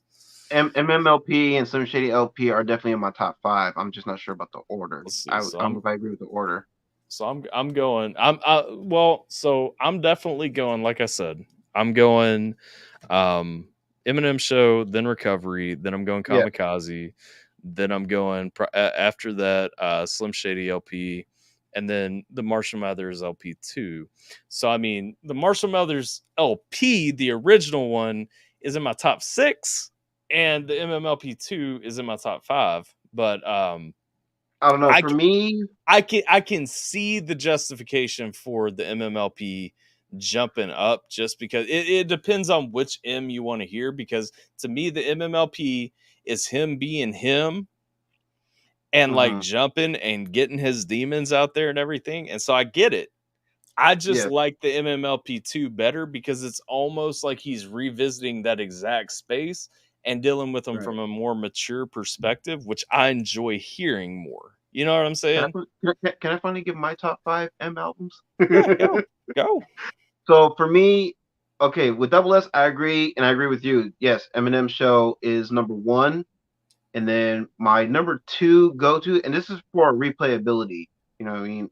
I'm about to say Relapse, and I just hate you for that. Well, then in that case, I'll go Relapse next.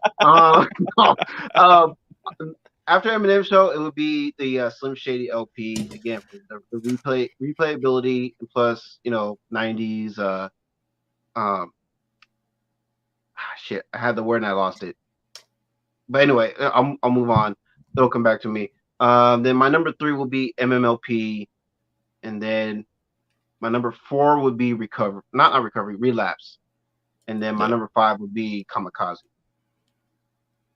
I mean, that's fair, and that's again, that's that paints the more aggressive side of him. If that's the side that you like hearing more, there's no way to discredit the Eminem show, because it shows every side of him. Like, it shows the aggression. Like I said, it's an album that it's one of his most well-rounded albums. Yeah, it in my opinion, it is his most well-rounded album. Just because it shows every side of him, and it shows it at a point that he wasn't showing every side of him. You know what I'm saying? Like, right. Mention Vanilla Ice after I top that. Roxy calling it out. Ja Rule top 3 replay. Now Holly is in here trolling Ja Rule top 3. Holly a fool, but Roxy, you need to watch the replay, because I'm pretty sure Vanilla Ice name came up twice before you typed it. I'm just saying. Let's see, Relapse is by far the worst M album in my opinion. Encore is a close second. See, I mean, if you take away music to be murdered by, we agree on that too. Relapse is the worst album, but I would put music to be murdered by below Relapse, just because, like, Relapse, I can roll down the road listening to, or not Relapse, I can roll down the road listening to Encore and still feel like I'm partying. You know what I'm saying? Like Encore is the one where I start. Encore is definitely another go-to album for me as well. See, I don't love Encore. It's still in my bottom 4. Like, it's the 4th worst for me. Like, Encore will be my freaking +1. If I didn't mention my top 5, it's definitely like my +1 in my top 5. Yeah. But anyway, let's open this up. So we've been going for an hour and a half. Usually at the 1 hour mark on Alpacas is when we start opening it up for everybody. And so let's go ahead. If you guys want to join the chat instead of typing and such, feel free to click on the link. It's coming to the chat on Twitch and YouTube. Feel free to jump in, join the conversation. Let's talk about it. I feel like Double S wants in this conversation. I feel like he does too. Let him alone. We know that can we rename this the Stan Show? No. No. I have zero issue. Like, here's the thing. This is where I say, like, I'm not a stan. Is like, I love Eminem. I think he's the GOAT, 100%. I have zero issues with people criticizing him. I will never get mad at people for criticizing him. I'm not one of those guys. I won't show up every time that you mention Eminem in something, so on and so forth. I'm definitely not a stan, but but I'm a huge Eminem fan. What up, Double S? What up, the man? What's going on, bro? What's good? What's good? Is that a Chargers jersey? Hey, that's the Vikings, man. Oh, that's a Vikings. Oh, yeah, it looks blue. My bad. Like, I can't see the purple. Yeah. I don't have an issue with the Vikings. I actually loved Adrian Peterson with the Vikings specifically. But if it was a Chargers jersey, I'm a Colts fan, if you don't know. And so I was gonna clown on you a little bit for us taking Phillip Rivers and them giving up on it. Also, Geminator's up in here.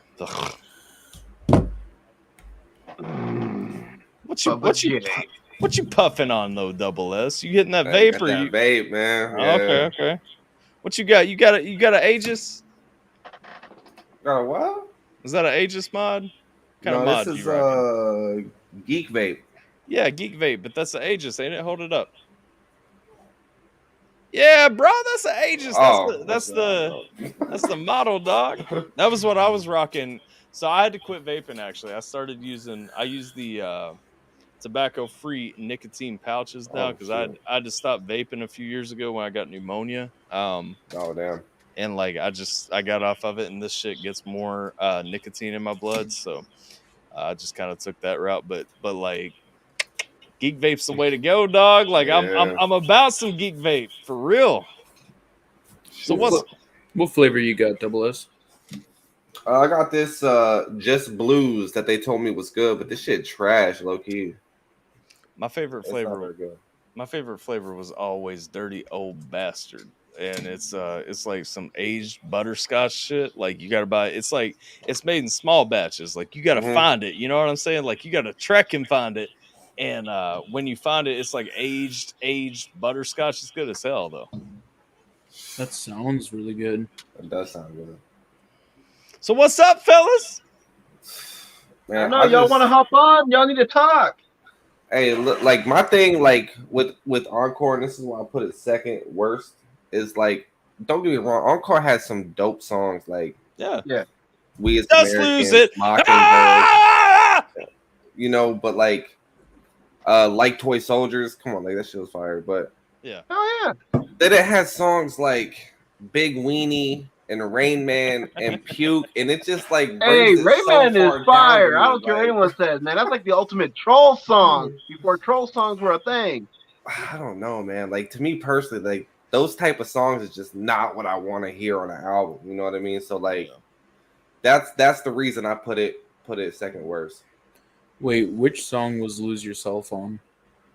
Lose Yourself was on the 8 Mile soundtrack. Yeah. Oh, okay. Timinator's like, hold up, my favorite song is Lose Yourself, so I need to figure out my favorite album. Like, I guess the 8 Mile soundtrack's my favorite M album. Timinator just lost points. My number one M album is Recovery. That might be. I mean that's fair. There are worse options, yeah. Yeah. Second, I mean, I really like the 8 Mile soundtrack. That movie. Are you sure? Did you even listen to the 8 Mile soundtrack? Are you sure? Yeah, of course. Is it all Eminem? No. Hey, that's Stimulate off that joint though was fire. That song was fire. No, there's a lot of dope songs on there. There's a lot of dope songs on Re-Up. I still don't put it in like I forgot the mix about here. Re-Up. Nah, I I just love "Lose Yourself." Like everything about that song just means a lot to me. "Lose Yourself" is a fire song for sure. It is my number one M song. Hi, Mel Bell. But yeah, but the way you talking about "Lose Yourself," Jimmy, that's like it sounds like that's the only Eminem song you ever heard. So what's number 3 after Recovery in the 8 Mile soundtrack? I mean, I wouldn't call 8 Mile an album because it isn't only. I mean, it technically is an album. It is, but it's not Eminem's album. It is technically his album because he produced it. My number 3 is Kamikaze because I love that album. The beats. The further the Eminem show gets away from your number 1 spot, the less respect I have for you. Let's go. Same here. Now I know y'all gonna hate me for this, but I haven't heard all of the Eminem show. Oh my goodness! Are you joking? Hold up. Let me fix this.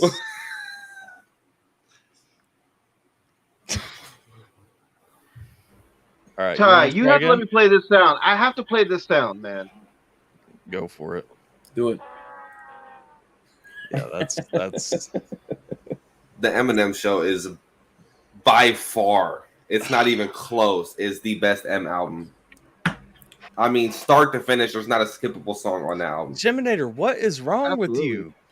I just haven't heard all of it. I'm only 20, okay?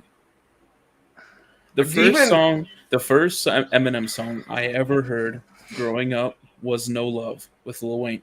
That was the first song that you've heard from M? God, I'm old. No, I listened to that when I was like 9, 10. I remember when my dad bought me the 8 Mile soundtrack. Like when that first came out, that was the first time I heard M, and I was hooked. I didn't even really start listening to music religiously until I was like about 8. So like, I was born in 2001. I'm 20 years old. And I remember listening to Fastlane, and that just changed everything. That's like, that explains the Juice WRLD comment. Yeah. No, like I said, that's the only like what you typically remark as a mumble rapper.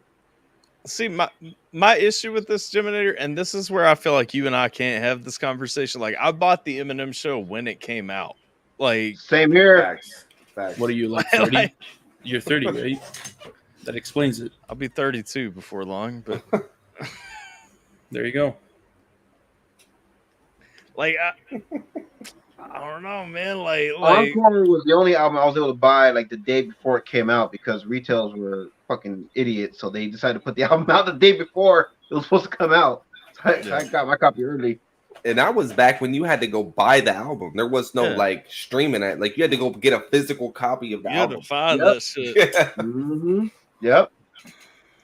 I miss those days. Going to the record store and sipping through all those CDs and everything to find that album. So how about new gen rappers? Who would you say is your top 5? None. I don't even listen to new gen rappers at all. No. I have a top 5. Zero, zilch, nada, none. Get the fuck out of here. What do you consider new gen? Like that's true. Tell me where you're going with this. Everything after 2010. Who Jesus started? is number 1. I mean, like you're gonna get into dudes at that point where I pay less attention to the mainstream than I pay to underground music at this point because mainstream music is not speaking to me anymore. It's all exactly. trash. Yeah, me too. Pretty much. Yeah.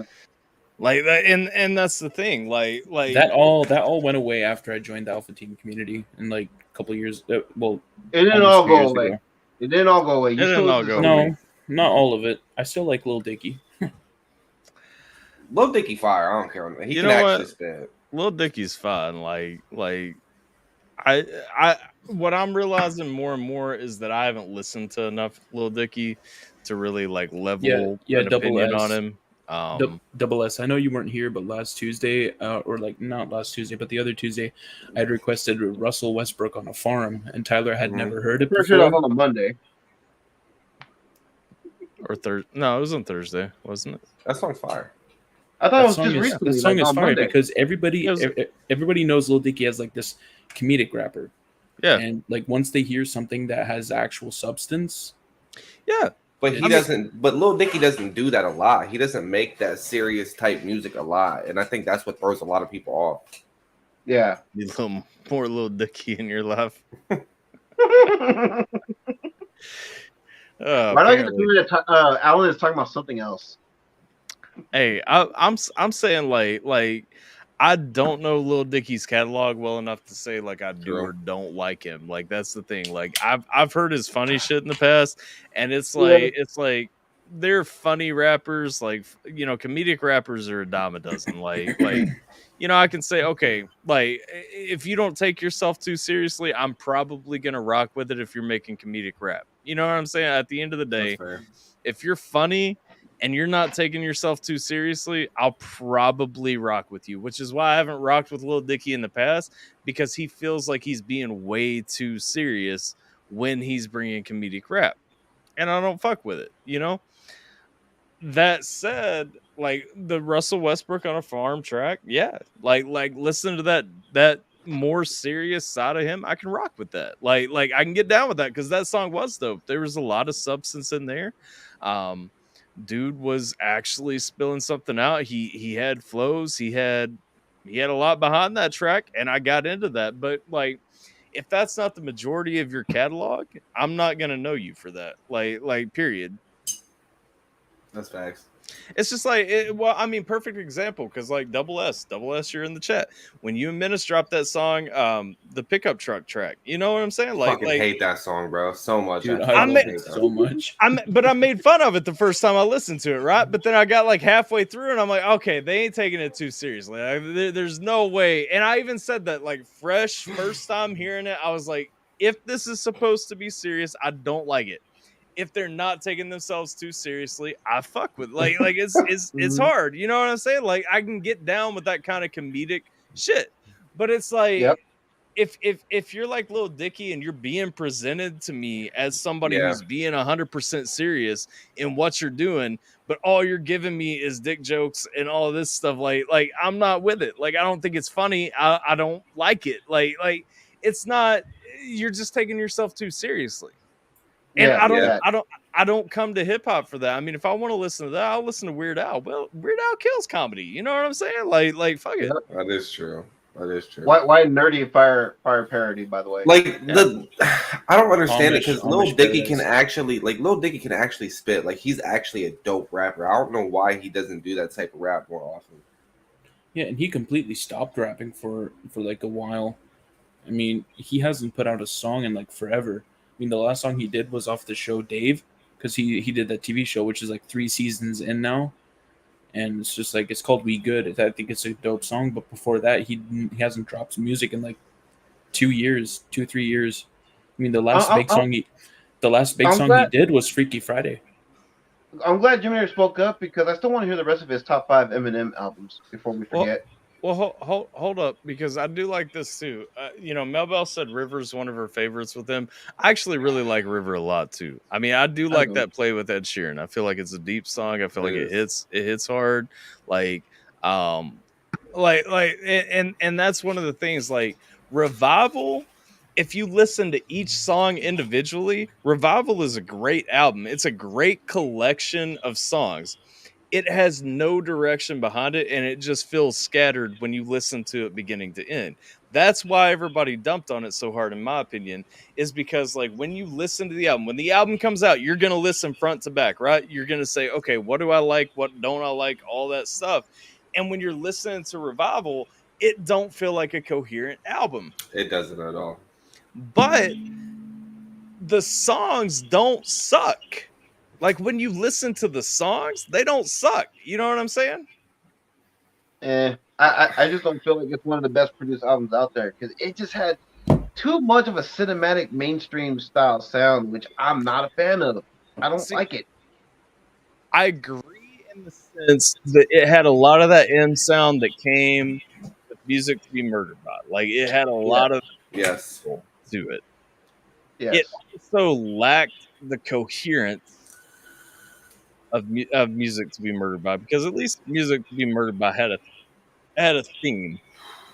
And this is one of the things I like about so the Relapse album. Like when I hear the Relapse album, I hear these beats he's rapping on. It's like, yeah, that's the Eminem sound that I'm familiar with, that I know, that I love, and I appreciate. When we go to you don't get tired of Kamikaze, the accent. It's not the accent thing. I mean, the accent thing. Yeah, I'm not big on that either. But I look past that because the beats that he's rapping on, like that's that Eminem style music. That again, it's familiar to me. I don't know, maybe because I'm too familiar with it, I'm too comfortable with it. It doesn't bother me. But then when you go to Kamikaze, after Recovery, Revival, and all that stuff, when he was trying to go back more towards that sound, it was like, okay, I can fuck with that because that's the M I know. I don't know, like Relapse to me was just, it's not even like the accents. I was fine with it. I was fine with the accents. Yeah. What got me with that was I don't like horrorcore. I hate horrorcore. Oh, I love horrorcore. That's my thing. See, I don't mind horrorcore. I like older horrorcore. See, I like horrorcore that's got that lo-fi feel though. And to me, like Relapse didn't have the lo-fi vibes in it. And so that, number one, it didn't feel like horrorcore to me. It felt like a polished version of horrorcore, which I'm not here for. Yeah. Second, I feel that. The accents did get old to me. I'll 100% say I got tired of every song.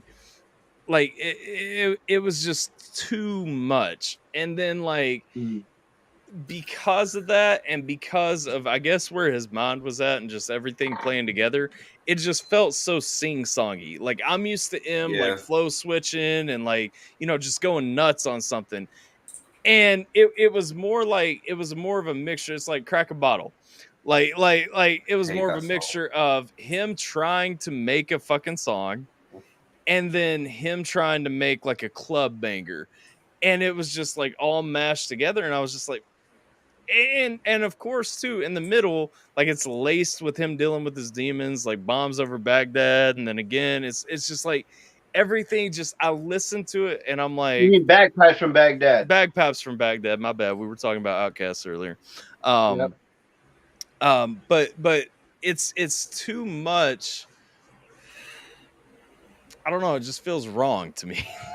like I cannot listen to Relapse straight through. Now I might throw Relapse into my CD player every now and then, and like find a specific song or two that I want to hear. Like that last what was the closing track from Relapse? Underground. Underground's dope as hell. You know what I'm saying? Underground is dope. Like, and there are songs that are fire on that album, but it's like the album as a whole, I just don't like it. I will say the Relapse refill, like the deluxe version. Yeah. Yes. The refill portion of that album was actually fire. Well, yeah, that part was fire. Now, see, I don't have refill. I only have because I bought it the day it came out. You missed out. Yeah, but I bought it before he realized that the album sucked and pulled it off shelves. Like.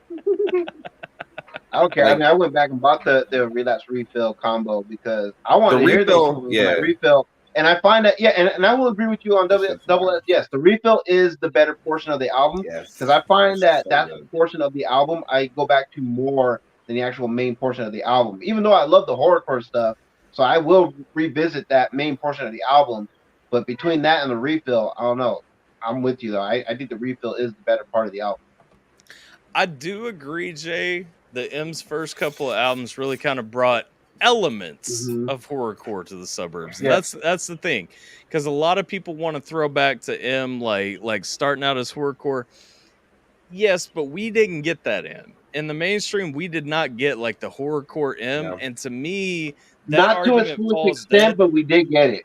We got elements of horrorcore, and that's the thing. We get elements of horrorcore. Horrorcore is a building block. Almost every rapper who makes it anywhere started with horrorcore because it's an easy place to build your skills. It's easy. You gotta look at Guilty Conscience. You gotta look at 97 Bonnie and Clyde. You gotta look at.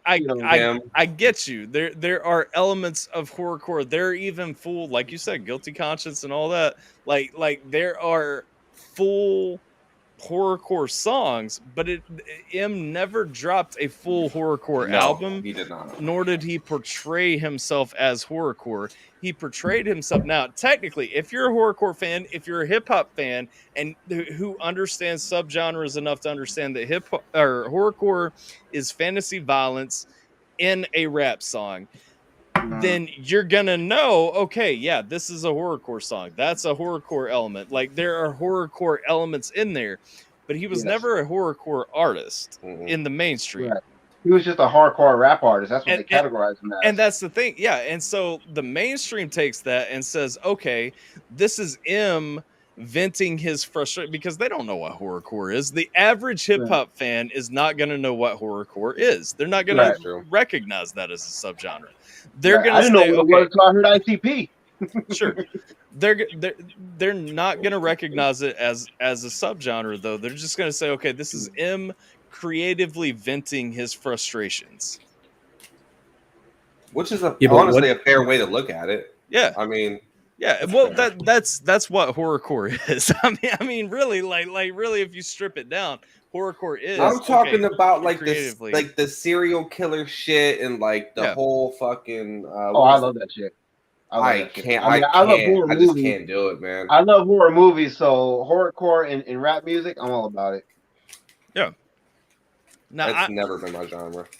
I loved, like I said, and still to this day, I love Twisted. I mean, dudes like that. But Twisted to me, I enjoy Twisted more when they get out of the horrorcore vein and write deep songs. And to me, but I came up listening to that, you know? It was like I was into M, I was into Luda, I got into ICP like shortly after or something like that, found Twisted through ICP when they first came on. And like that was kind of me getting into the horrorcore scene and all that stuff too. But the thing is, like, I can appreciate like old school horrorcore, especially what I grew up listening to, especially because nostalgia has an impact on that. You know what I mean? If you grew up listening to something, you're always going to like it more than somebody just picking it up for the first time, checking it out, so on and so forth. But as a genre, first of all, I think horrorcore for the most part is dead.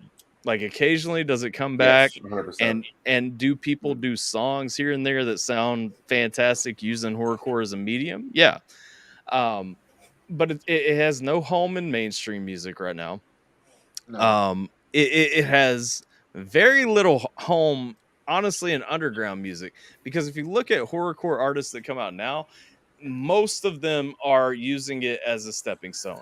Because horrorcore, you can literally sit down and tell a fucking story, a completely fabricated story. You have to have zero facts in it. You have to have zero bars in it. All you're working on in horrorcore is your rhyme schemes. You're making sure that you can get that A, B, A, B, A, B, A, B. Like that's all you're going through if you're making horrorcore. And so most people are using it as a stepping stone to figure out how to rap before they move into more intricate verses, before they move into something better. Yep, that's true. That's true. Everyone has done it. I mean, from the mainstream level to especially now in the underground. You know what I mean? A lot of people are doing it because, like you said, they're trying to find their footing as far as like their style is concerned. Well, the thing is too, I mean, horrorcore, and don't get me wrong, like Tech, a huge bulk of Tech's catalog is horrorcore. Yes. You know what I'm saying? Like, but it's not all.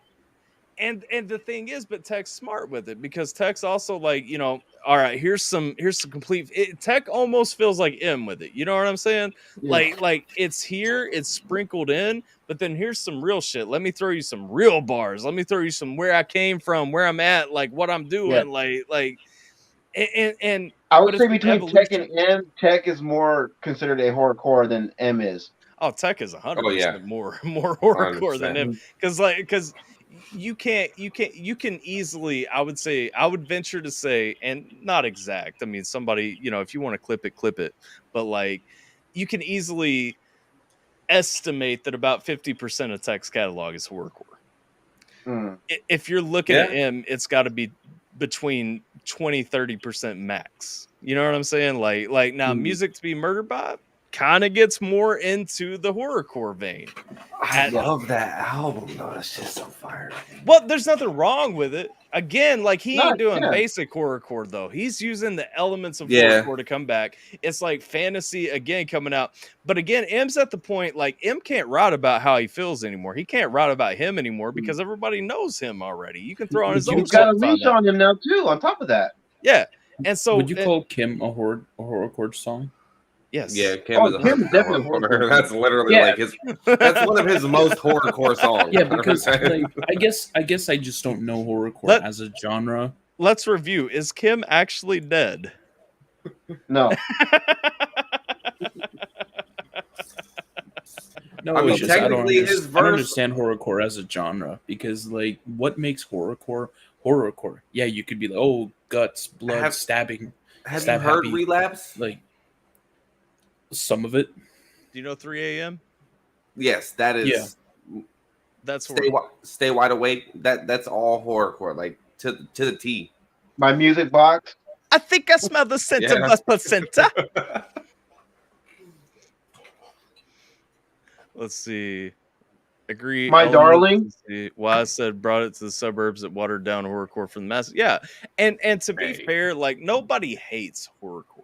Like as a whole, you can't hate what horrorcore brings to the genre. Even if you don't want to sit down and listen to like some you know weird like stuff like I listen to sometimes. You know what I'm saying? Like if you don't want to listen to like some weird shit, okay, cool. Like nobody hates every element of horrorcore though, because there's a sound. Some people prefer the lo-fi sound. And simply because most horrorcore was being made in the 90s, hell, even Will Smith experimented with horrorcore. Look at Nightmare on My Street. Yeah. No, that's what I'm saying. Like every maybe not every, most artists have either a full-on horrorcore phase or they have elements of the genre in their music.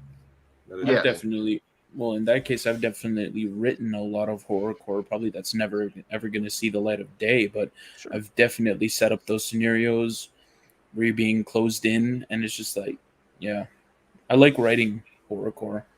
I just don't know how I would wrap it. It's one of the funnest genres to write. I mean, that's where we disagree. I'm just not a fan of it. I don't know. Like to me, like the whole slaughtering people and I don't know. It just doesn't appeal to me. But like Tyler said, it's all just it's fantasy. It's not real life. It's just I don't know. To me, horrorcore is like it's one of the best genres to go to when you want to vent and just get your anger out. You know what I mean? Here's what I'll say. I did a lot of horrorcore in my past life.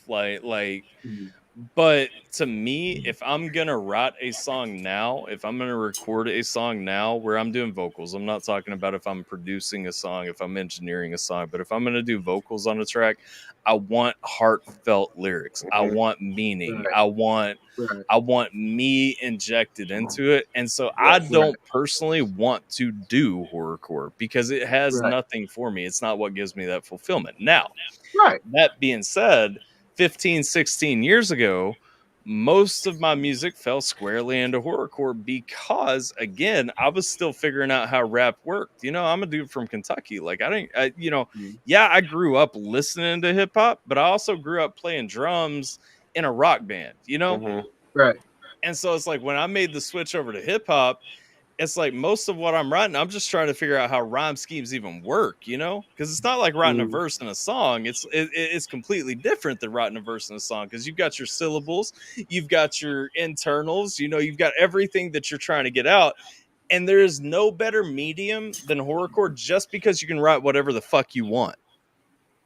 It doesn't have to be true. It doesn't have to be a bar. In horrorcore, nobody cares if what you're saying is true. Nobody cares if there's a bar. Nobody cares about anything beyond like, oh, did you make some references? Are you doing some creepy shit? Like okay, are you giving me some vibes? Does your beat kind of creep me out? Like, let's go. Yeah, here's where I somewhat differ from you. It's like, yeah, I want to do something that's deep and meaningful, But at the same time, I want to have fun with my music and implement things Sure. that, that, I mean, look at the shit I got in my room. Some of it, fucking horror figures right there, and, all the nerd shit, like the Power Rangers shit, the fucking DC shit over here, you know what I mean? Like, because that's me, you know what I mean? I love the horror stuff. I love the superhero stuff. I love, fucking cars. I got, a diecast collection right there behind me. So, yeah, you know what I mean? If I can do stuff where I can incorporate all those elements, you know what I mean? Because that's me, then it's like, I'm good with it. There's no right or wrong answer. I mean, I like horror films. I like, I like all the horror elements. I like horrorcore, but like for me now, if I'm making a song, it's just not what I want to make, Do you? No, I feel you. I mean, everyone has their preference. Everyone, makes whatever they want to make. I mean, that's all gravy train. Hey, I'm just Tyler, saying, for me, it's like I like to just incorporate things that I like because that's me. That's who I am. Yeah. Hey, Tyler, do you write a lot of music? I mean, yeah. Do you have like a lot of like setting up bars and breaking them down, like writing? Do you write bars a lot? Sure. How much do you have a lot of experience with it? Yes. Okay.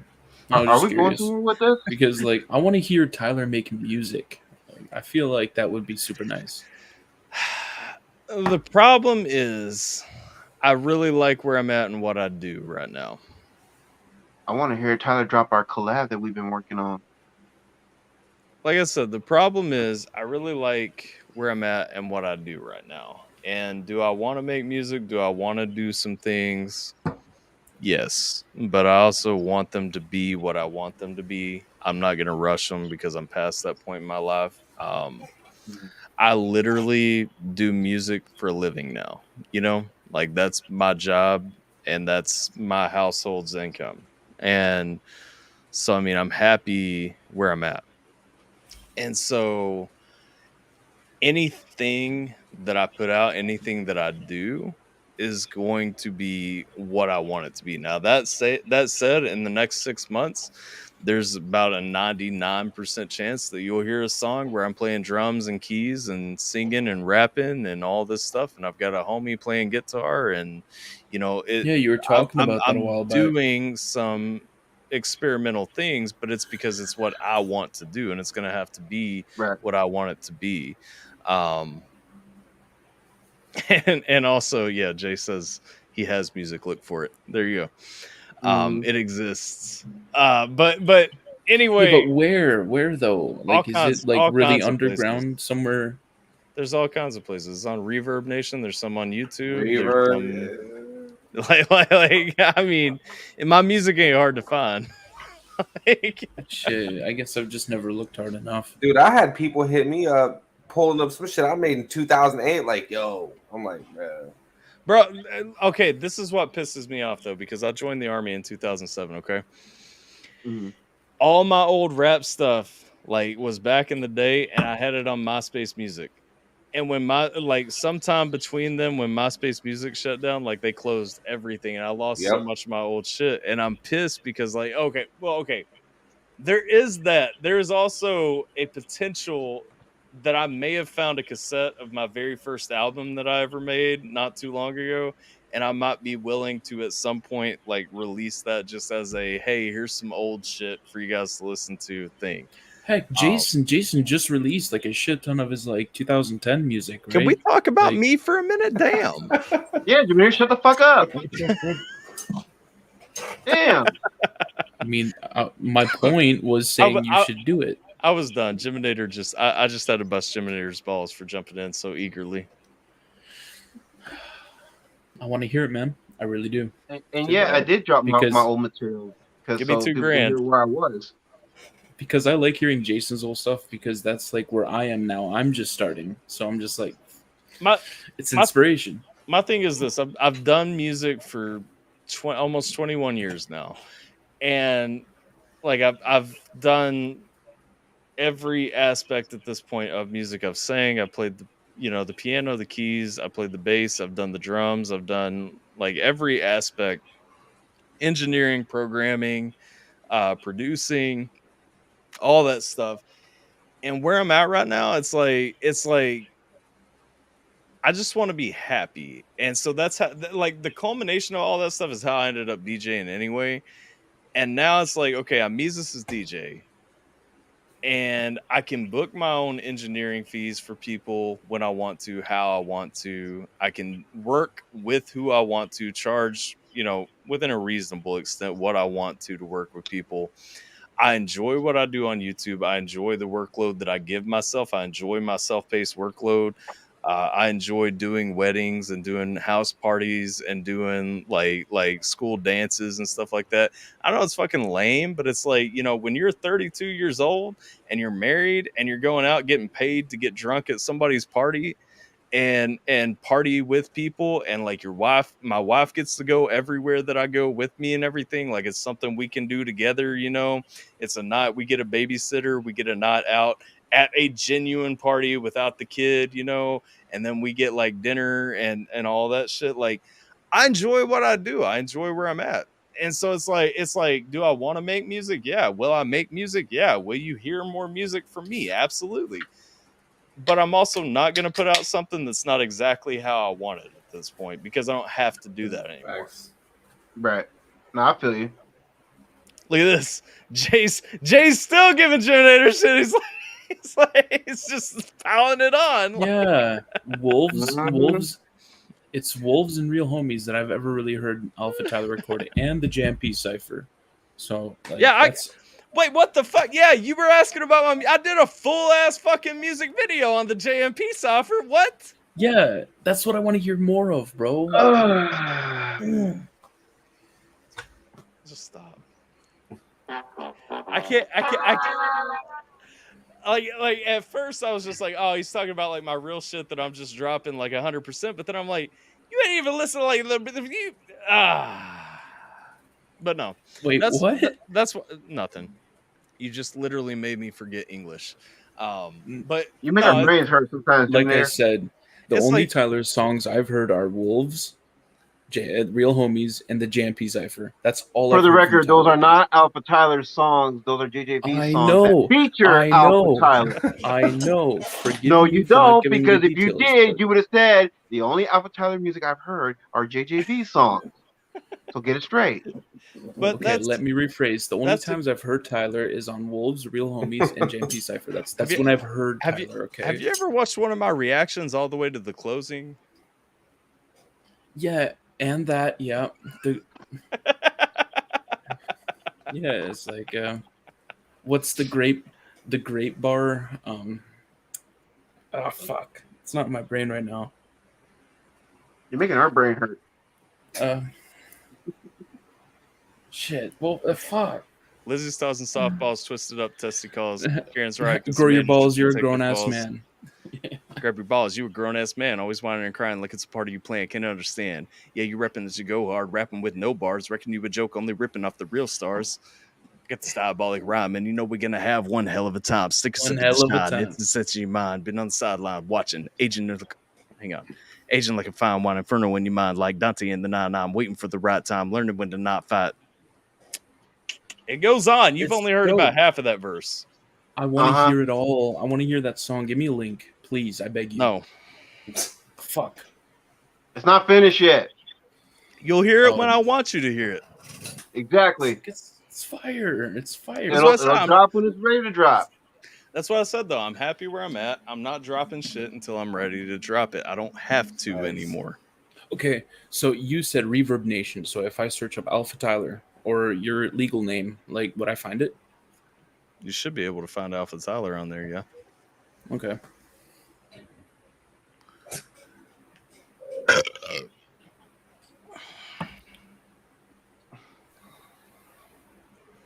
I did not rap as AlphaTyler, for the record, back in the day. So unless you've actually paid attention to what I've said in a lot of shit, you're not going to find my old rap shit. But you will find some prog rock. So have at it. You want to search what up, Dan T-Bone? Glad you're enjoying the show. You want to search for Xenogenis at some point too, instead of AlphaTyler. But Xenogenis. What up, Dan? How you doing? Anyway, let's stop talking about my music. Double S, what are you doing? Shit, man. I've just been in a mood making music lately. I've been making a lot of music. Like me and Menace, we released the album, and then we released the surprise EP, and now I'm working on my solo album. So it's like I don't know. I've been in the mood lately to actually start pushing out some music. So yeah, that's dope. Where are you from? Yeah. Are you from? You're from Florida, right? I live in Florida. I'm from Ohio. Yeah. Okay. Check private chat. So you go up and down I-75 all the time, and you never stop in and see me, and that's just fucking mean. Okay. So you from Florida? No, I live in Kentucky. Oh, you live in Kentucky. Oh yeah, I drive all the way up. Oh yeah. Yeah. So when you cross into Kentucky, you go about 35-40 miles or so, and then like pop off the interstate in a town called London, and you like I can meet you within like 5-10 minutes or so. Yeah, I drive up. I think I'm gonna say 65. You going through Western Kentucky then? Yeah, it takes me all the way up 65 through like Lexington and shit. No. You taking 75 if you're going, because I imagine you're going from Orlando up through like Knoxville. I'm coming up through the Panhandle, like through Alabama, and then into shit. To go to Ohio. Yep. Bro, you going the wrong way. That's the way my GPS takes me. Bro, your GPS is costing you money, man. Get over on I-75. It's legit. It's going to take you up through Atlanta, Knoxville, and then Lexington. See, that's how you know it's costing you money, because you ended up in the same spot. You're just going way over to the west before you go up. See, I'm like real close. I'm real close to Louisiana though. Like I'm in that like corner. Like I still let me look at a map real quick, because I still think, if I'm not wrong, man, you would be best. Hang on. Let me just look at this real quick. Because I'm almost positive. All right, let's see. So let's see. So you're closer to Pensacola then. Yeah, I'm like an hour from Pensacola. So you're going up. Yeah, 65 might be the quickest. But see, like, you could get on I-10 and go over and get onto I-75.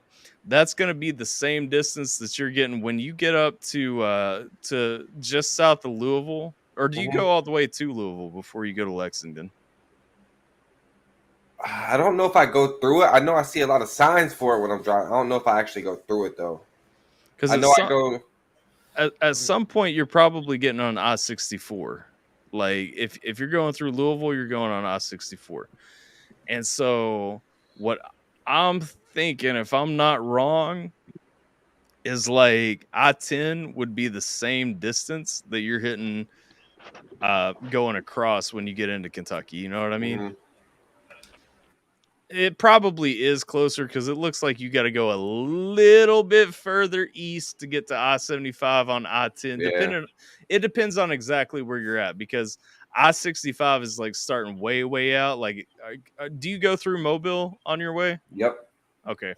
So, I mean, if it really depends on how close, whether you're closer to Tallahassee or Mobile.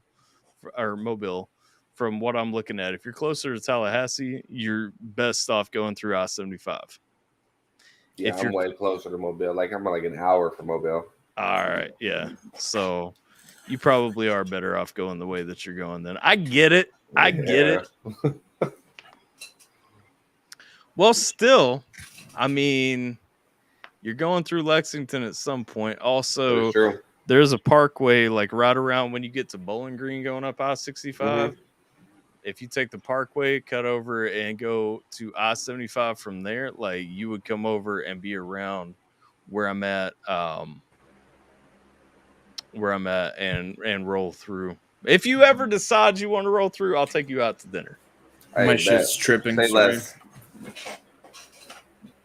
see, dude. Don't give the kid too much shit. He did make a good point. Where is AlphaTyler? We all need to hear more beats and rap, but AlphaTyler made a good point too. You can't rush or force something. It's not. I mean, you can. Like, to me, here's the thing. I spent a lot of time. Like, I would record something and drop it. Like, record something and drop it.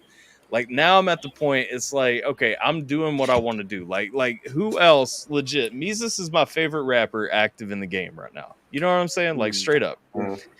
Who else gets to say, like, out of nowhere, they're DJing for their favorite rapper because he called them one day and asked them to? Like, wait, you DJ for Meezus? I'm his DJ, yeah. I didn't know all that. Hey, Meezus, look, Meezus is fire. I don't know if I would consider him country rap. No, he's not country rap. He's not country rap. He's not country rap at all. He'll even tell you he's not. Yeah. He's fire, though. I ain't make the country rap list. Hey, that shit's so damn funny. Hey, what the fuck, a country rapper to the best rapper in the country? Hey, he's fire. Hey, come on now. Tyler, did you check private chat? Yeah, you spelled it wrong. Okay, tell me how to spell it right. Google the word, it'll tell you how. Anyway. Shit's sad, bro.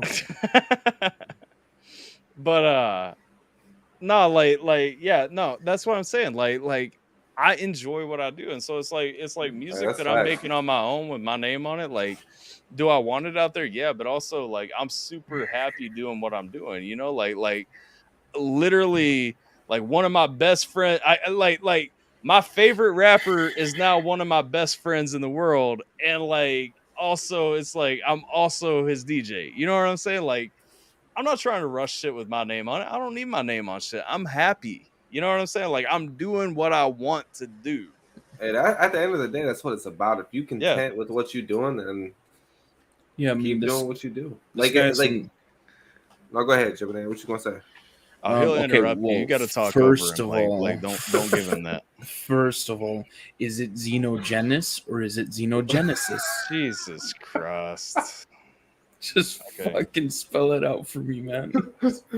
Oh, God. Literally. You can top this. I'm saying, Tyler, you be saving yourself a whole lot of headaches if you just spell it out for the boy in private chat. I'm just going to copy him a link. Even better. Even better. Otherwise, he's just going to keep bugging you about it until he gets it. There you go. Check private chat, Geminator. This is just for you. For some 10-year-old rock music. I want to hear your raps. Yeah. You can suck a dick. It's on my YouTube page.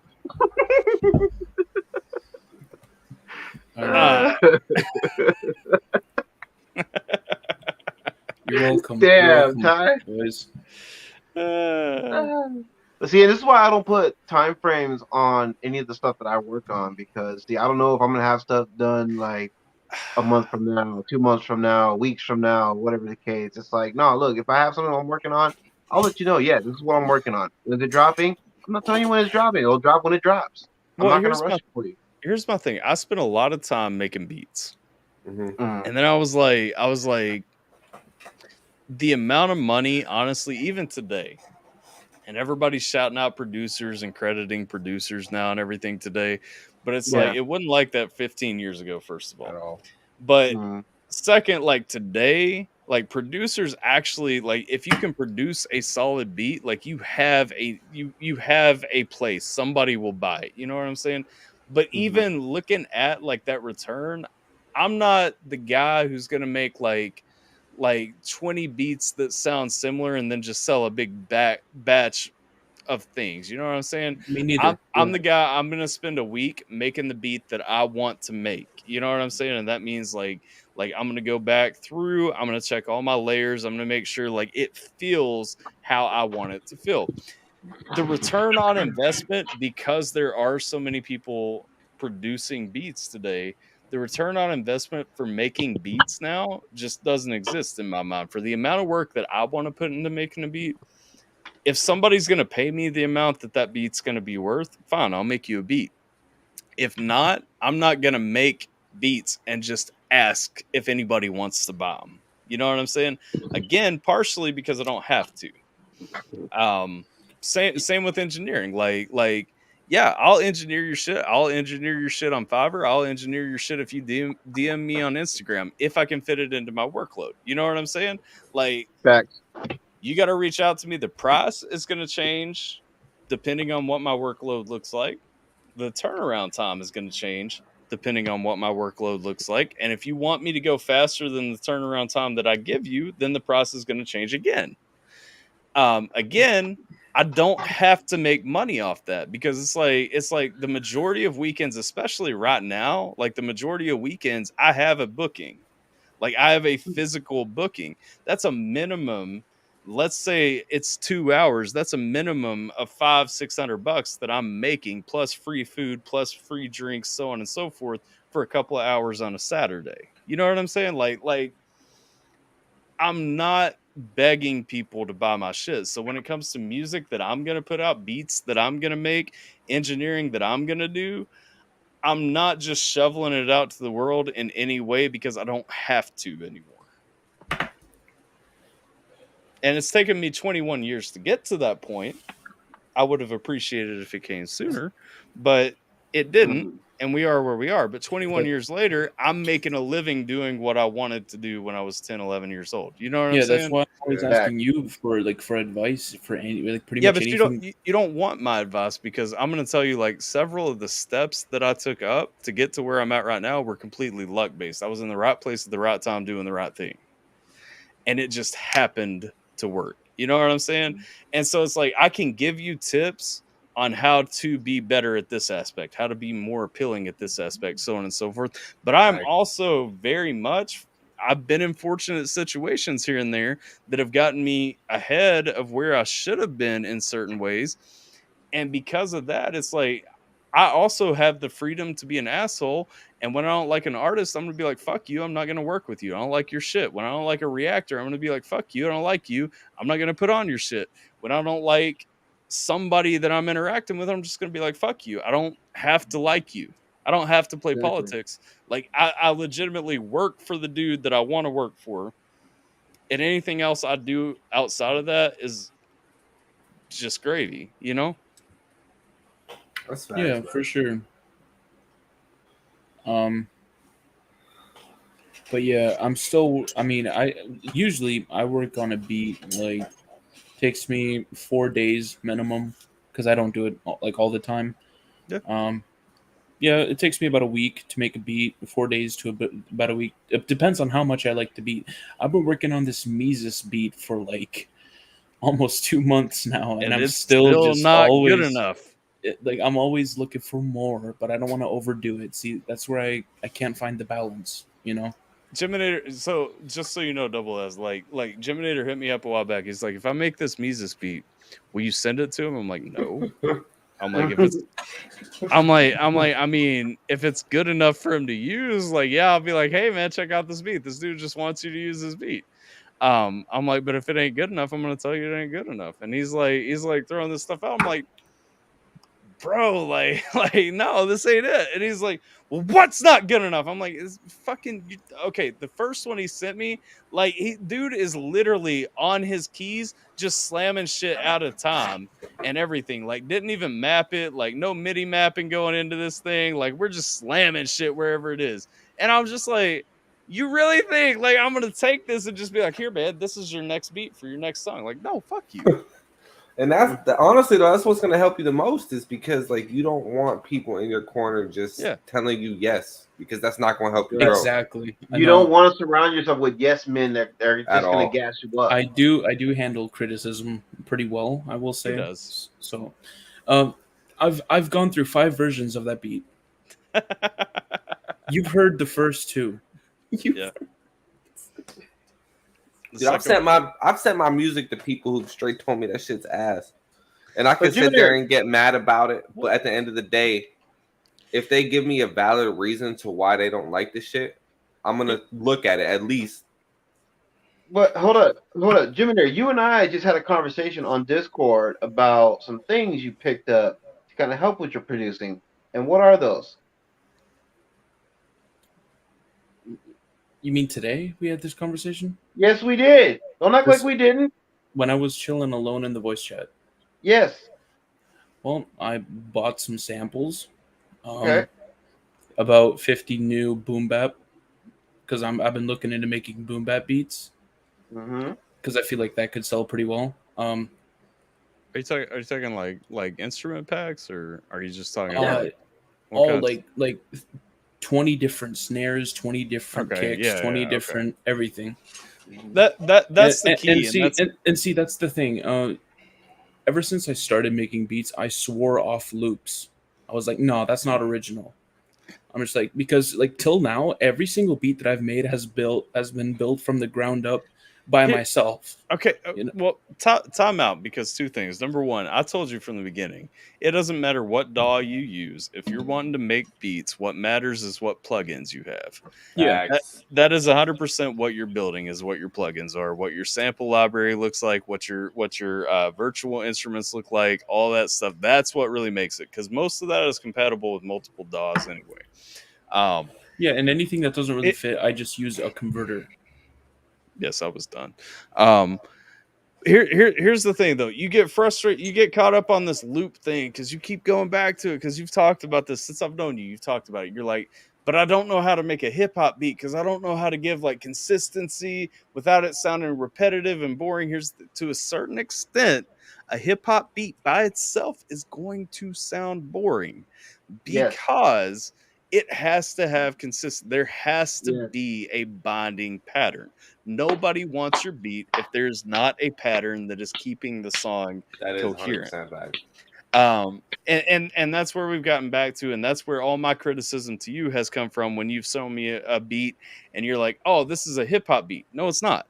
If there's no consistent pattern, and that's where you're fucking up when you're saying, I swore off looping. Okay, that's fine. You can swear off looping, but you need a pattern. And I'm going to tell you that looping that pattern is a lot easier a lot of times to fill up sections where a verse is going to be. Or let's say you send somebody a beat. Let's say somebody is interested in your beat. You've got 32 bars right here, but they only want 16. Your loop is what's going to help you figure out where to cut and what to size down. And so there is nothing wrong with looping to a certain extent, as long as it keeps your song coherent. I mean, when I say loops, I mean like preset loops that have like the melody, the instruments, like that. Those again are not terrible. I'm going to tell you, if you go back to the way that beats used to be made, when I first started making beats, I want to say it was like 2004 or so.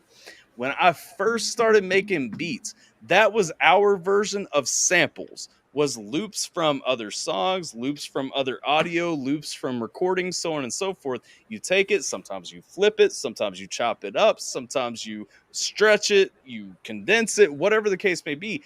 That is a foundational piece of hip hop. You can't completely swear off of samples. That, because really that's what it is. It's a sample, okay? Thank you. That's the foundation of hip hop. You listen to old rap songs from back in the day, they use samples from oldies instrumentals, and then they would add a bass line, a drum line, and stuff to make it more of that current day sound.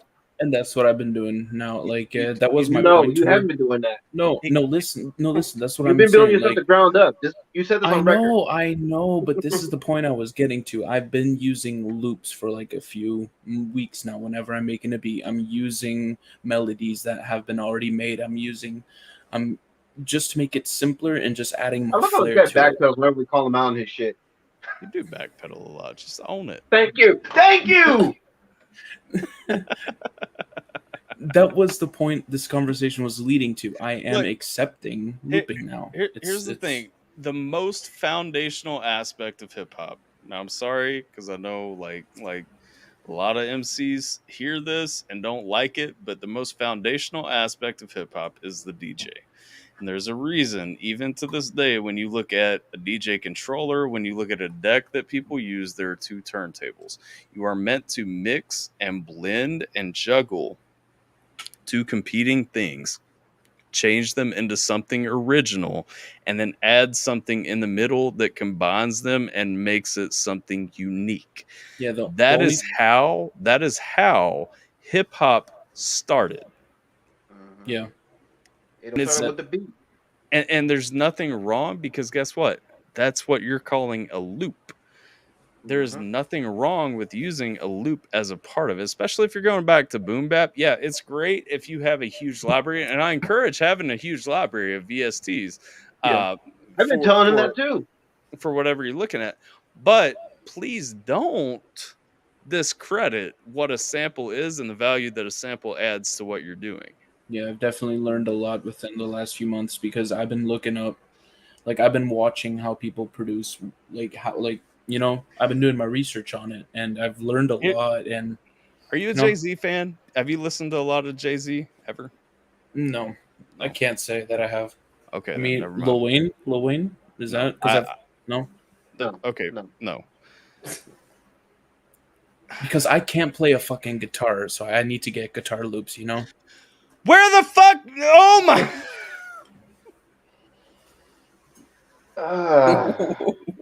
Okay, let me process how Geminator's brain works. Are you a Jay-Z fan? No. Lil Wayne?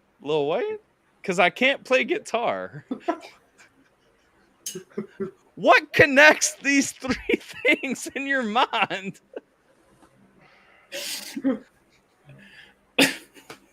My brain's like I said, Bubba makes our brain hurt sometimes.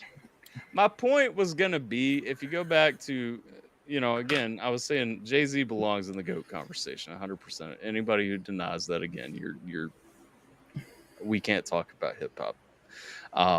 Jay-Z, if you listen to especially Jay-Z's early work, what you're going to find is you're going to hear a lot of things that sound like really solid old school rap beats. They sound like old school rap beats. It's what we think of as the identity of hip hop. I'm going to challenge you to find one of those that doesn't have a sample that came from another song. And if you try to tell me you found one, you're going to be wrong. Yeah. Okay. Well, going back to the... You'll think that you found some. I know. Listen, Amelie is a sampled song. Okay, I'm getting me a drink. Wait, what did you say? Amelie by Lil Wayne. Amelie. Yeah, it's like... That's a sampled song from a fucking movie.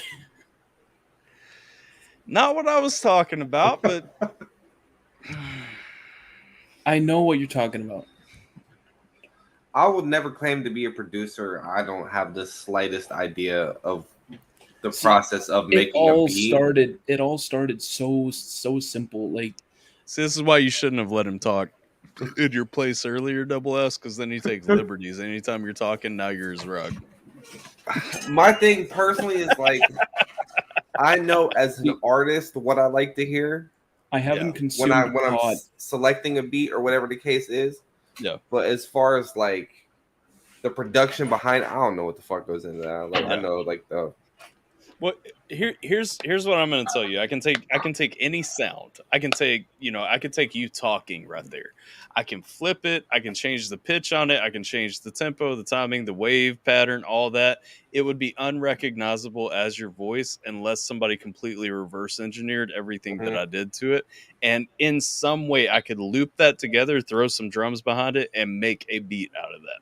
You see people do it on YouTube all the time. I mean, like, there's this one dude I watched not too long ago. You know, he literally was just walking around the house, got like a sample of his dog barking, then like bounces a ball off the wall and gets a sample of that, you know, and like he's showing it.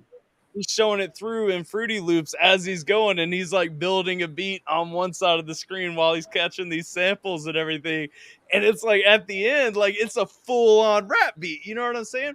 And so that's where we get into when you say that you don't want to sample other things, you're not looking at what you can do. You're not exploring the full capability. Here's what I would challenge you. This is what I challenge every young producer to do that I talk to is stop looking at what it is and start looking at the science behind it. Yes. Start looking at, okay, what is more impressive? If you can find a new thing and make your new thing, or if you can turn something old into something beautiful, new, different, and majestic. Because if you understand the science behind it, if you understand fully, instead of just, okay, I know that I've got this drum, so I want it to hit hard at the beginning, but I want it to fall off quickly. If you understand more than just the velocity, more than just the waves, more than just the how everything is going into the DAW, if you actually understand what these things mean and how you are impacting the sound or the clip or the sample or whatever, you can make anything out of anything. Because at the end of the day, you can 100%. You can take this little thing right here, right? I can program every key on this to be whatever I want it to be. So if I have a whole sample bank of whatever I want, I can put my drums up here and I can tap out my drum pattern, right? Mm. And then I'm going through. Like what I would do in that situation. And then I'm sitting down here and I've got all these different samples that I'm using. So I want to boom, boom, boom, boom, boom, boom, right? We got that looping. And then we're going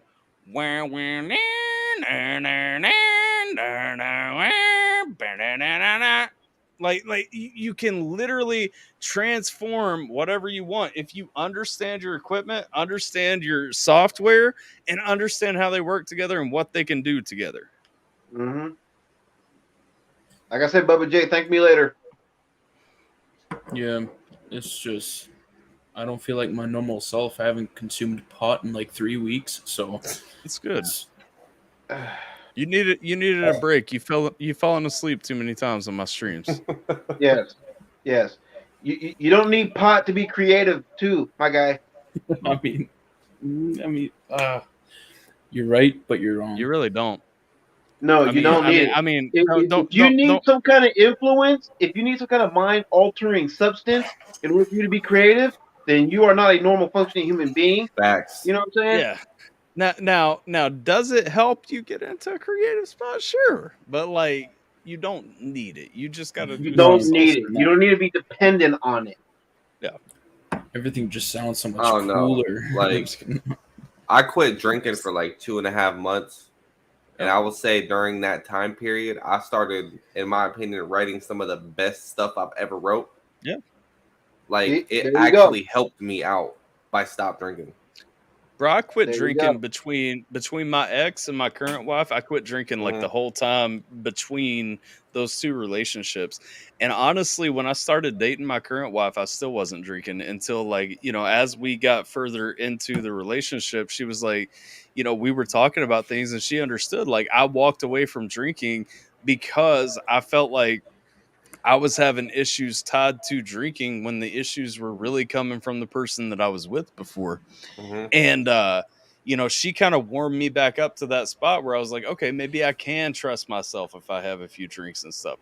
And so I started back, but never did I feel like I needed it to enter like a spot where I was me. And honestly, because I did soul searching in that time, because I got in tune with myself while I was completely sober, like I found a lot of elements of myself that I was probably leaving behind and numbing out and everything. You know what I meant? I was thinking like current girlfriend, but yeah, like current wife, my future ex-wife, if you will. How about that? Does that sound better? Now you know how I feel when you try to check me on my reaction, smart guy. I texted you. You were the one who brought it up in this stream. I know. I'm still gonna bust your balls over it. I'm sorry, not my current wife. My wife. Does that sound better? She got that big ass I like. I like how now he's trying to sweet talk her now. I think I got. Yeah, that's sweet talk in my house. Bubba J, check this out. Like, you know how my music lately has been getting a lot better than when I started, from when Tyler first reacted to my stuff to where I am now. You see how it's evolved, right? Do you think I was under some kind of influence when I did that? No, I didn't need it. I wasn't stoned. I wasn't drunk.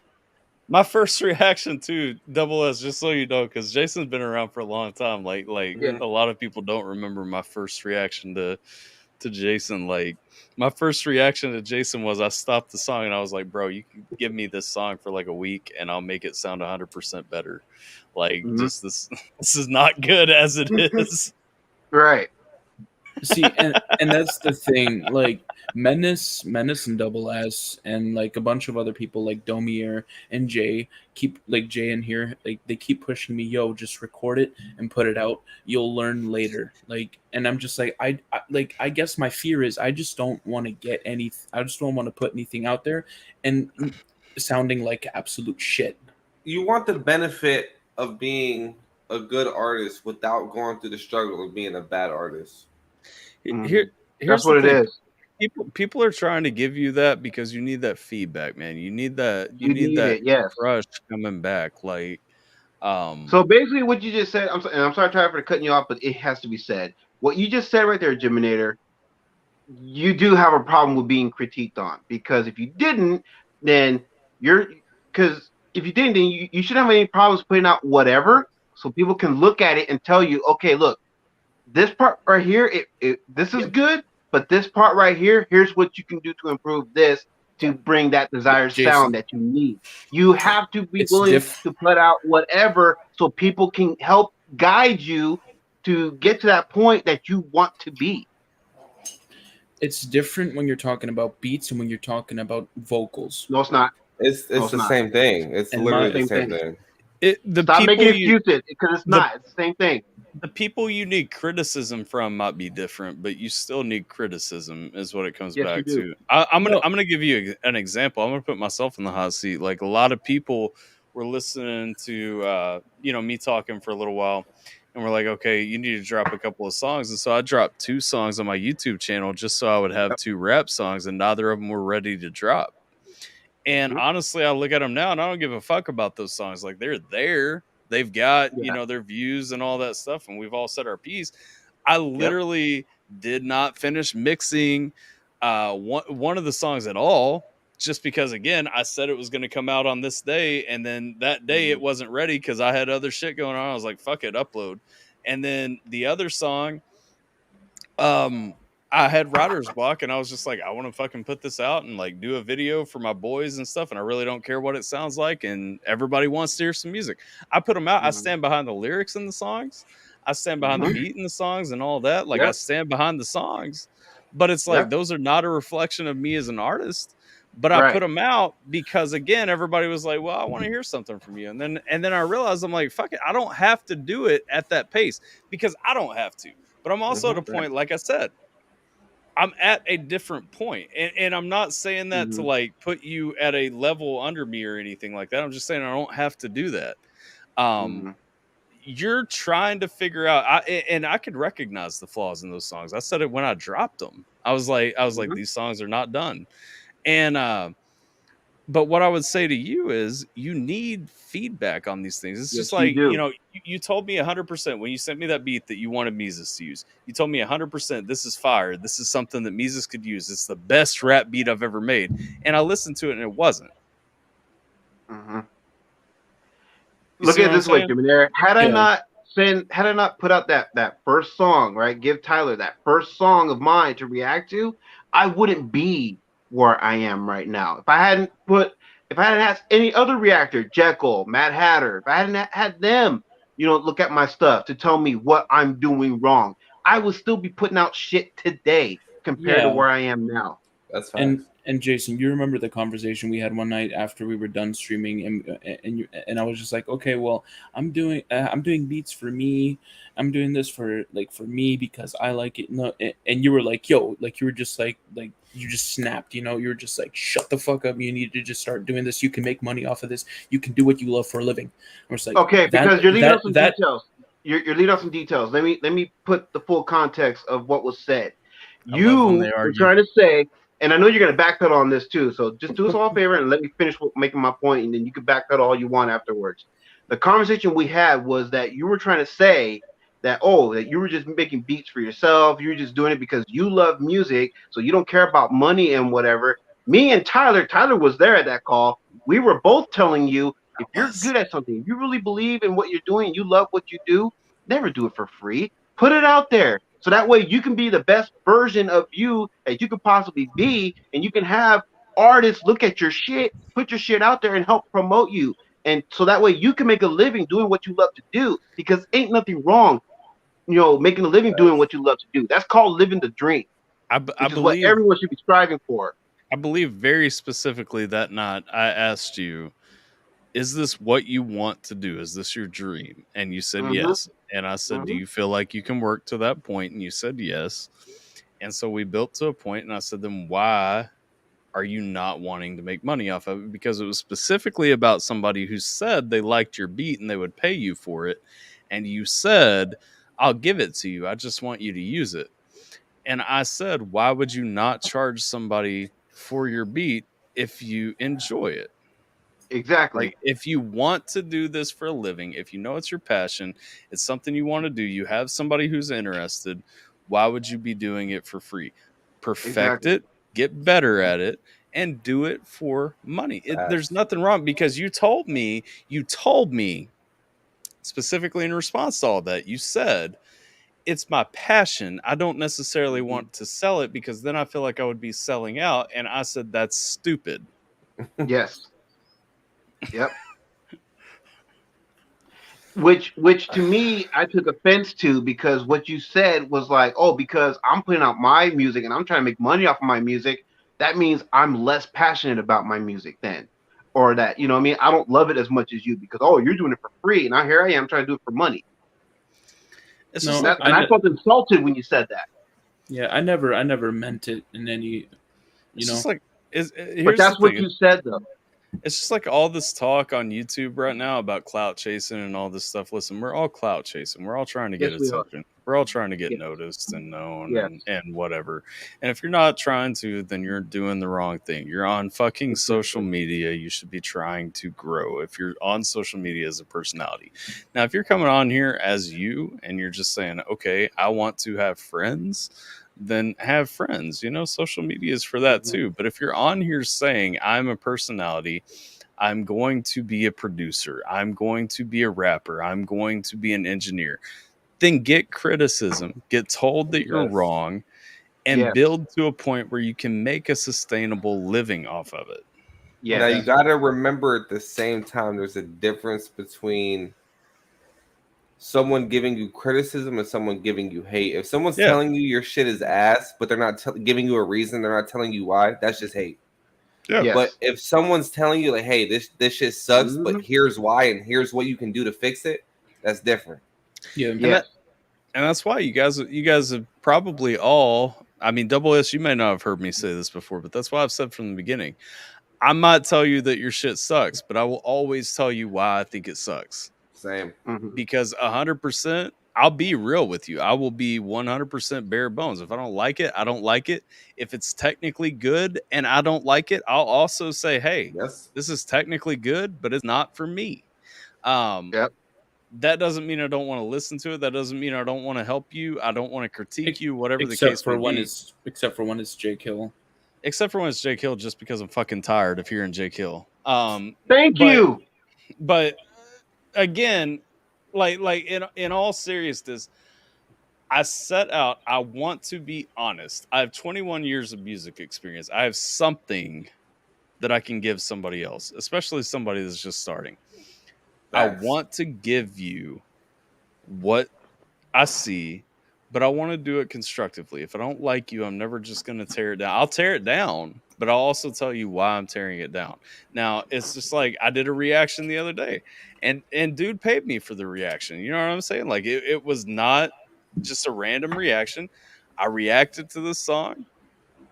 It's a recorded reaction. Y'all can go watch it. I won't name drop or anything like that, but like did the reaction to the song, and the shit was ass, like beginning to end. And I said at the end of it, I said I would tear this apart. I would not do this song. I wouldn't do any part of this song. The beat doesn't fit. The flow doesn't fit. Your voices don't fit. Like your levels are off. Your mics suck. Like every part of that song was bad. But again, I didn't just say, oh, this sucks, like I'm done with it. I said, this is not a beat that you need to be rapping on, first of all. This is not, if you are going to rap on this beat, this flow does not work. You're Your mic does not sound good. Your vocals are not leveled. There are two of you, and I can hear you guys at different points. Like one's up here. I'm not talking about your song for the record. Like I'm talking about somebody else. Like, but I'm like, sounds like you're talking about my song, but it's okay. No, I'm not talking about your song either. I'm talking about a reaction that I dropped within the last month, like as a standalone reaction on my channel. But I mean, I said it all, and I told them what I had issue with in the song. Again, song was ass, but I'm still gonna tell you where you can go from it. You know? Yeah. Like that's facts. And that's the thing. I'm gonna be honest with you, but I'm gonna be constructive with it. I'm not just gonna give you shit for the sake of giving you shit. Right. What up, Dylan? Hey, Dylan. And that's how I am for future reference. You ever want me to take a look at your stuff? I'll take a look at your stuff, and I'll do the same thing. I'm gonna say if something's bad, I'm gonna acknowledge like, yeah, this is bad, but here's how you can fix it. This is what I'm hearing, and here's what you can do to improve on that, to make it, to give it that desirable sound that you're looking for. Yeah. And see, like Tyler, you just mentioned about how you were showing this person how when you say, hey, your mic doesn't sound good, my brain is like, okay, I need to save money and build a better. Like, I gotta get a better mic before I restart, like before I start recording again. You know, it's like before I start recording again. No, I need to get into that mindset where I'm like, no, I'm still gonna record on it. I'm just gonna try to make it better and save up so I can improve. You know, it's all about the mindset. You know, at which I need to get. Fucking hell. Lay off the cans, dog. What you got, Mountain Dew? Like, no, it was a can of beer.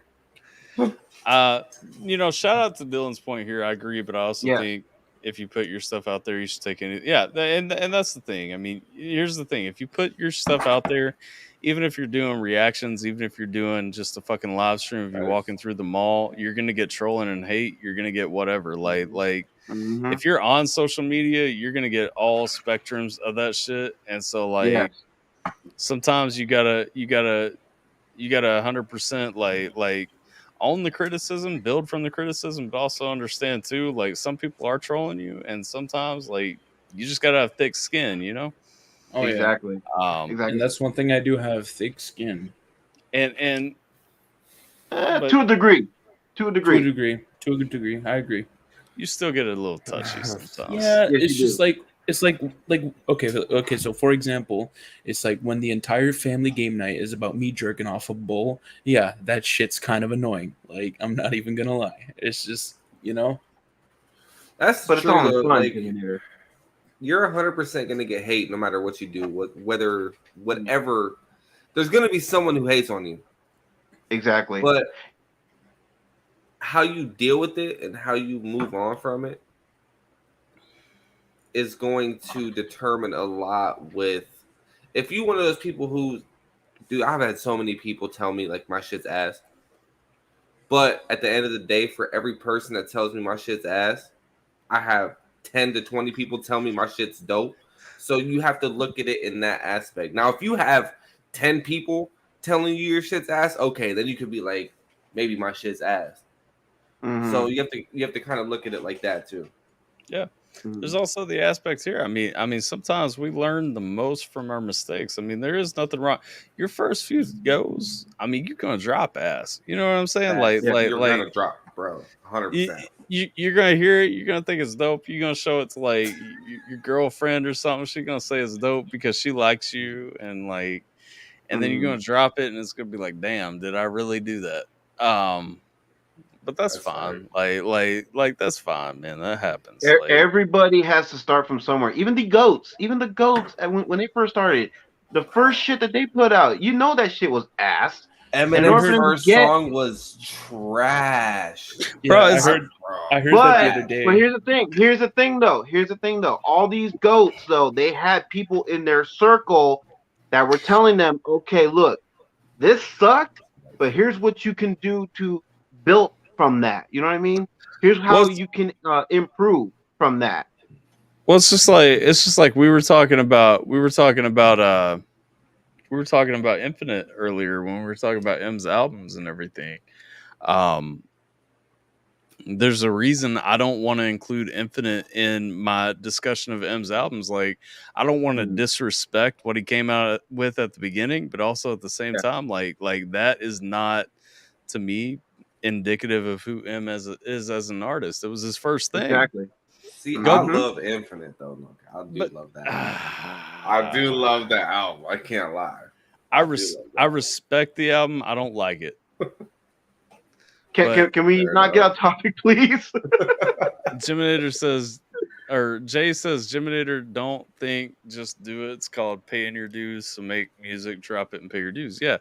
I mean, make it, drop it, get the feedback and everything. If you here's the thing, where you're at right now, because you're 20 years old, dog. Like, you've been making shit for, when did you start making beats? Like, you started like 2 years ago, right? Like a year and a half, 2 years ago. A year and a half, 2 years, yeah.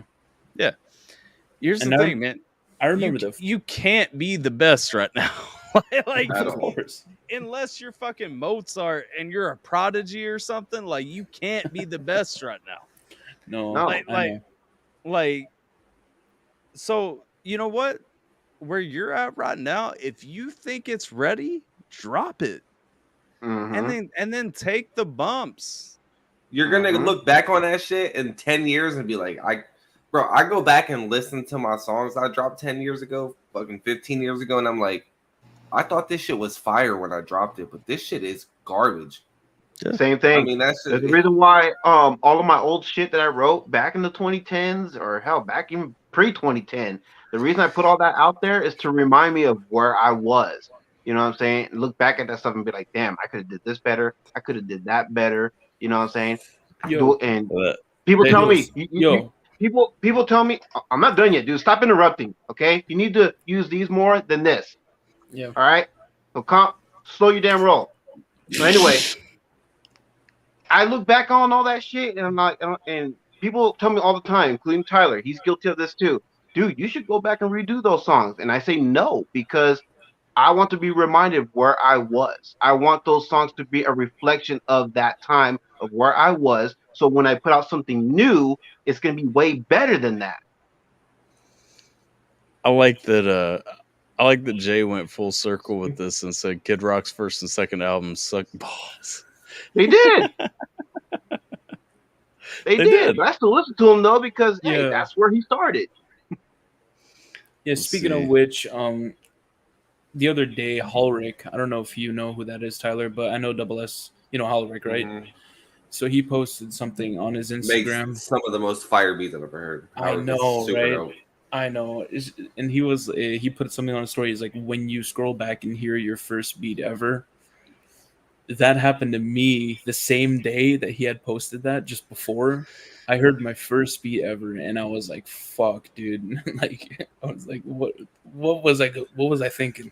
Like, and I'm still not that good. I accept that, but you know. But like JJB was saying, when I go back and listen to my old shit, yeah, I fucking hate it.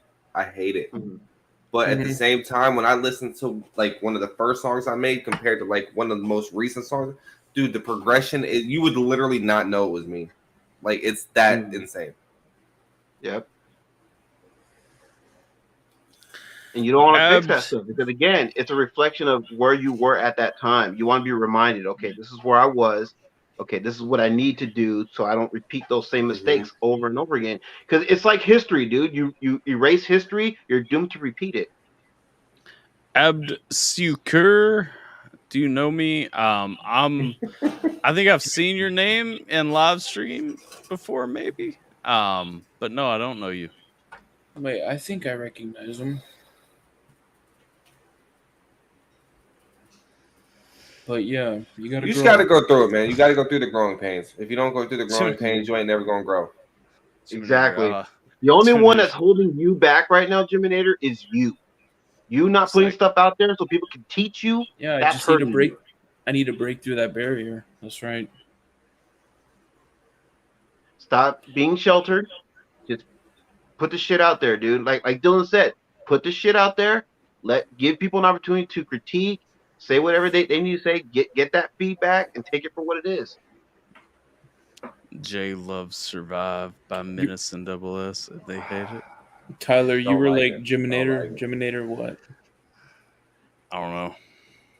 I think I was on this comment still, and you were saying, I think I recognized you. I was like, fuck you do. Jiminator, even Eminem didn't start off as the GOAT. Exactly. That's what I'm saying. Biggs just echoed my point, man. Eminem was never the GOAT when he first started. He's only there now because of the growing pains he had to go through. All the dues he had to pay. Yep. Everyone has to pay dues. There's no shortcuts. You know what I'm saying? Especially in this game, no shortcuts. Everyone has to pay dues. You can't be worried about what other people think, but at the same time, you have to be worried about what other people think, if that makes sense. You have to be cognizant of what people are telling you, but you can't be afraid. Without taking it to heart. It's your finger on the pulse, man. You got to have your finger on the pulse of what's going on. Figure out what's going to get you better, what's going to get you stronger, what's going to get you where you're trying to go. Now, you know, it's been reflected over and over here, but I mean, the thing is, don't shy away from hate, because you're going to get hate. You're going to have people who watch, even, hell, you're doing reactions now, too. You're going to have people watching saying, bro, you're just some fat ass. Like, eat more cake. Like, bro. When I was streaming tonight, I had so many people come in there fucking just talking shit. Like, it is what it is, man. Yeah. And people, and some people, they say the same shit over and over. Like, I've heard seen every cliche negative comment, every cliche hate comment, and I address it for what it is. Shit is cliche now. No words hurt me. Y'all can say whatever you want. You either fuck with me or you don't. I don't care. Y'all know where the door is if you ain't fucking with me. You gotta have the balls to say shit like that, and people are gonna respect you for that. Thanks. Oh, not you too, Highly. Jason Survive has a great message. Mix may suck, but I love it, and that's my point, Jiminator. Even if you drop something that sucks, there are others who will rock with it. Yep. Mm-hmm. Oh, dude. Holly says, what are you doing hiding in the shadows, Jiminator? Back, man. Fuck. You can always learn from whatever. I thrive in the shadows. Let's go. No, you don't. Thrive in the shadows. No, you don't. No, you don't. I hate lights. You still look the same in the shadows. Exactly. So what's the point? She ain't getting off any faster just because your face is darker. There you go. That said, we've been going for 3 hours gently, man. And I'm not gentle. My ass is getting sore, and we haven't taken a break. And you know, it's he's Darkwing Duck.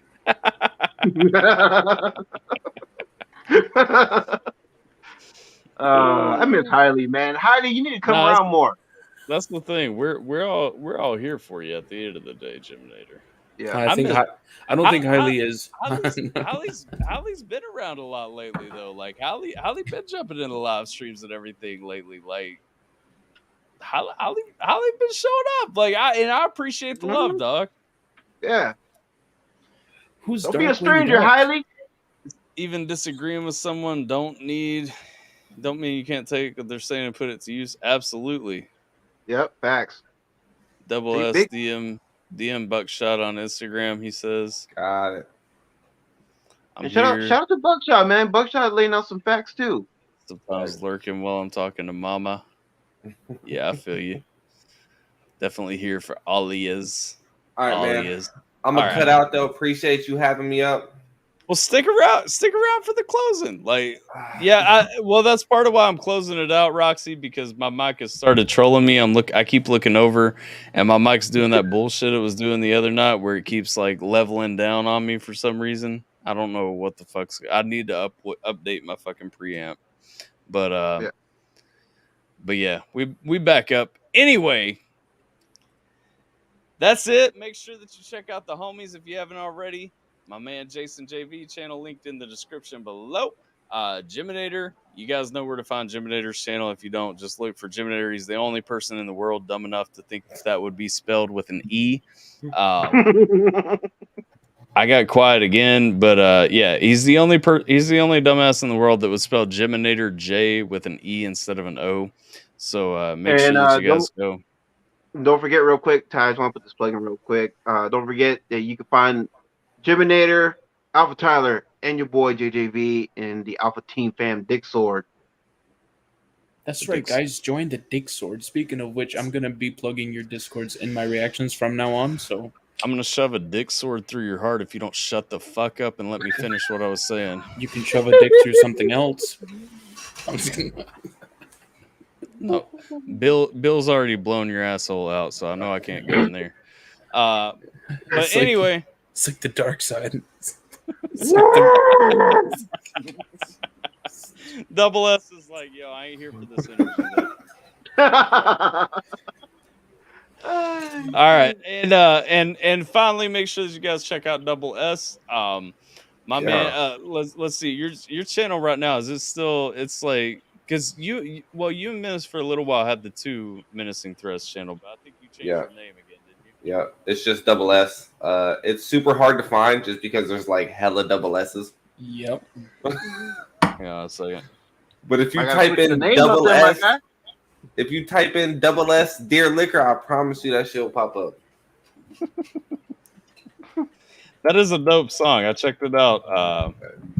I checked it out on ATRL a week or 2 ago. Like, and that shit got me in my feels. Like, cause you talking about a lot of struggles that I know personally, man.